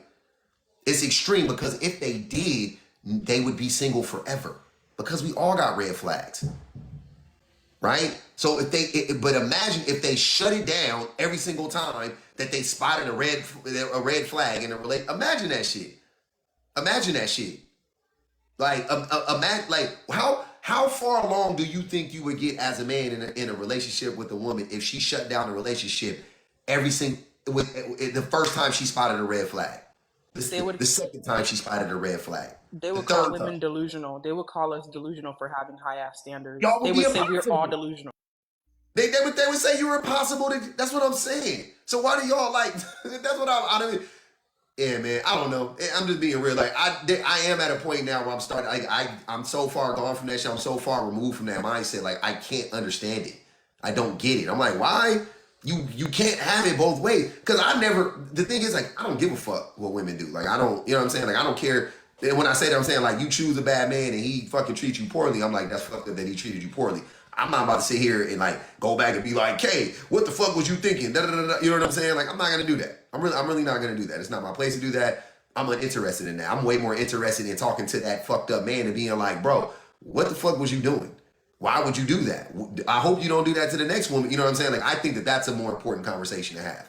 Not the conversation with the woman of like, well, what red flags did you see? Well, he drove a Hellcat and, like, what do you want her to tell? Like, he had, you know, he was really into, fragrances. He had a closet. He had a shelf full of fragrances. Like, what do you want her to say that will make you be like, oh, see, you should have seen it coming. Oh, he had a baby mama. Like, goddamn, I'm telling you, if they did it, it would be over. If they did that, it would be over. He had 9 baby mamas and I got pregnant. Even that, right? Because that's what I'm saying. Think about that. I can make the logic work on that. So people can't change, right? So what you saying? Think about that. You the nigga with 9 baby mamas. You don't ever deserve to be with another woman again because you got 9 baby mamas? You see what I'm saying? Like it's weird. It never makes any sense to blame to me in that it doesn't make any sense to blame the person that didn't do anything. You see what I'm saying? Like, that's all I'm saying. Like, man or woman, to me, the onus almost always has to be on the person who fucked it up, not the person who experienced the trauma, who got traumatized. Like, why am I talking to the person that got traumatized? Right? Like, I'm not saying I won't have that conversation with my friend or something like that. Like, yeah, okay. But I'm not about to sit here and, like, really, like, go in on them and, like, you should have known and da-da-da-da-da. Like, who the fuck knows what that man or woman told them? I got 9 baby mamas, but I take care of all my kids. She sees him taking care of all of his kids. Country Wayne style. So Country Wayne don't deserve to be with another woman again? Like, I'm just saying, based on that, he got just based on if we're disqualifying people based on the fact that they got multiple baby mamas and baby daddies. If you do that, then right, like, just those people don't deserve to be with anybody moving forward. Like, that's just a wild concept. That's a slippery slope. How many baby mamas are we talking about now? How many baby daddies are we talking about? Is it 9? Is it 7? Is it 4? Is it 3? What is it? What's the number? It's just a stupid thing to do. The onus should always be on the person being a better person, not the person getting abused. That's all I'm saying. Well, look, I saw a video yesterday where the girl was like, y'all know y'all are running out of women to tell choose better. You're right, dude. You're running out of women to tell that bullshit to, because at the end of the day, just like y'all say, a single mom who had 4 kids don't deserve, you know, she just need to pick what she can get. She need to take what she can get. Okay, the same with you niggas that be having 10 kids and 5 baby mamas. You need to take what you can get. Not y'all having all these standards, but it don't apply to y'all. Not you want a woman to come and take on you and 10 kids, but you not willing as a man to say, and you're running out of good men, said, kiss my motherfucking ass because my good man just went to work. But anyways, and cleaned my baseboards and my bathrooms before he left. But that's neither here nor there. Hey, I don't want to hear you complain about Phil no more. That's crazy. And listen, Listen, Clean baseboards? he's a good man, Savannah. But That nigga cleaned baseboards before he went to work? Nah, I don't want to hear no more Phil slander ever. I don't want to hear no more Phil slander ever again. Never. Mm-mm. So it's not Phil slander. We were growing, okay? So you can't, but you can't weaponize public. You can't weaponize things that I've told you. You see how you trying to hurt me? You see how you trying to take me being vulnerable with you, for you to weaponize it against me? I'm gonna use that. You gonna have to hold that one. That's crazy. Baseboards before work? That's a good man. Free my dog Phil. That's a good man, Savannah. That's all I know. That's all I'm gonna tell you about Phil. That's crazy. I don't want to hear it. That's crazy. Before work? Yeah, cause see, so we had sick kids yesterday. Gigi was throwing up and pooping all day, so we didn't get a chance to do our deep cleaning and stuff. But yeah, before he goes to work, typically he'll clean, like he went ahead and washed all the bottles and stuff before he left. But anyways, y'all, why y'all in my business? My point is, you done brought us in. Now you telling us the whole truth. See, you had us thinking it was some other things going on, but now we starting to see. Okay, yeah, let us see. Let us in a little bit more, okay? We don't get to the bottom of it. Don't let us find out it's you. Do not let me find out it's you. But you said I sound a little OCD. You did say that. You peeped it. You a little OCD, a little bit. Somebody's I want to hear from Phil, not Kay. Listen, Phil be sitting right here when I be on live with y'all. So any other shit I say to y'all, Phil be right here hearing it. So it ain't no secret shit. Somebody said we making it publicer. They said you made it public. We making it publicer. Oh man, these comments. You gotta be careful around y'all. Oh my God. Hey man, I appreciate y'all though. I gotta go. It's football time. I don't even know. It's probably like late first quarter. I gotta go watch this game. Hey y'all, everybody go subscribe to Public on YouTube. It's at Public Offender 100, y'all. I have seen you, Public. I saw you start posting. I peeped, I liked. So all y'all go do the same. All right, let me go look. All right. I'm on there. Oh, you ain't even did it, Vanity? That's No, crazy. I'm subscribed and everything like that, but I haven't gone on YouTube in a minute. I get the notifications for all my subscribed things, so I saw it last night. Oh shit, Ms. Harris, you bought 2 books. Okay. Oh yeah, and y'all, Public got a book. Go to his link in the bio. He got some kids books. Support Public. You know. No kid book. Yeah, come on, man. Hey, help me out. Look, I'm gonna tell y'all something. If I get away with it one day, I would love to do this full time. I would love to. This is so fun. I got to do it half-assed now. I don't even know how to make backgrounds and shit. I don't even want to take the time. I don't be doing that. But if I can do this shit full time, I'll write kids books and cook niggas all day. That would be my thing. If y'all supported me, I would cook niggas. I'll hand to God, hand on the Bible, whatever you want me, Quran, whatever. I promise that I will cook niggas. I will cook red pill niggas all day and write kids books, and that's it. That's all I would do. That's all I would do. I would whatever you want me to, I would do that. I would cook niggas and do it and quit my job and do that shit all day long. If y'all help your boy out, support black men. The kids' books. Help me, huh? The kids' books to stop people from becoming red pillions. Yes, that's what. Yes, you need to make a series, Public. That's all my books gonna be about. Leave women alone.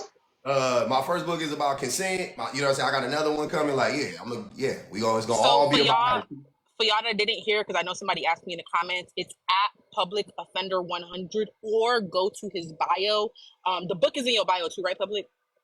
Yes, in the bio. Yeah, so the YouTube and the book is in his bio. Y'all subscribe, follow Public, and go ahead and support him on that. Appreciate that. Thank you, Lux. And my wife did that, by the way.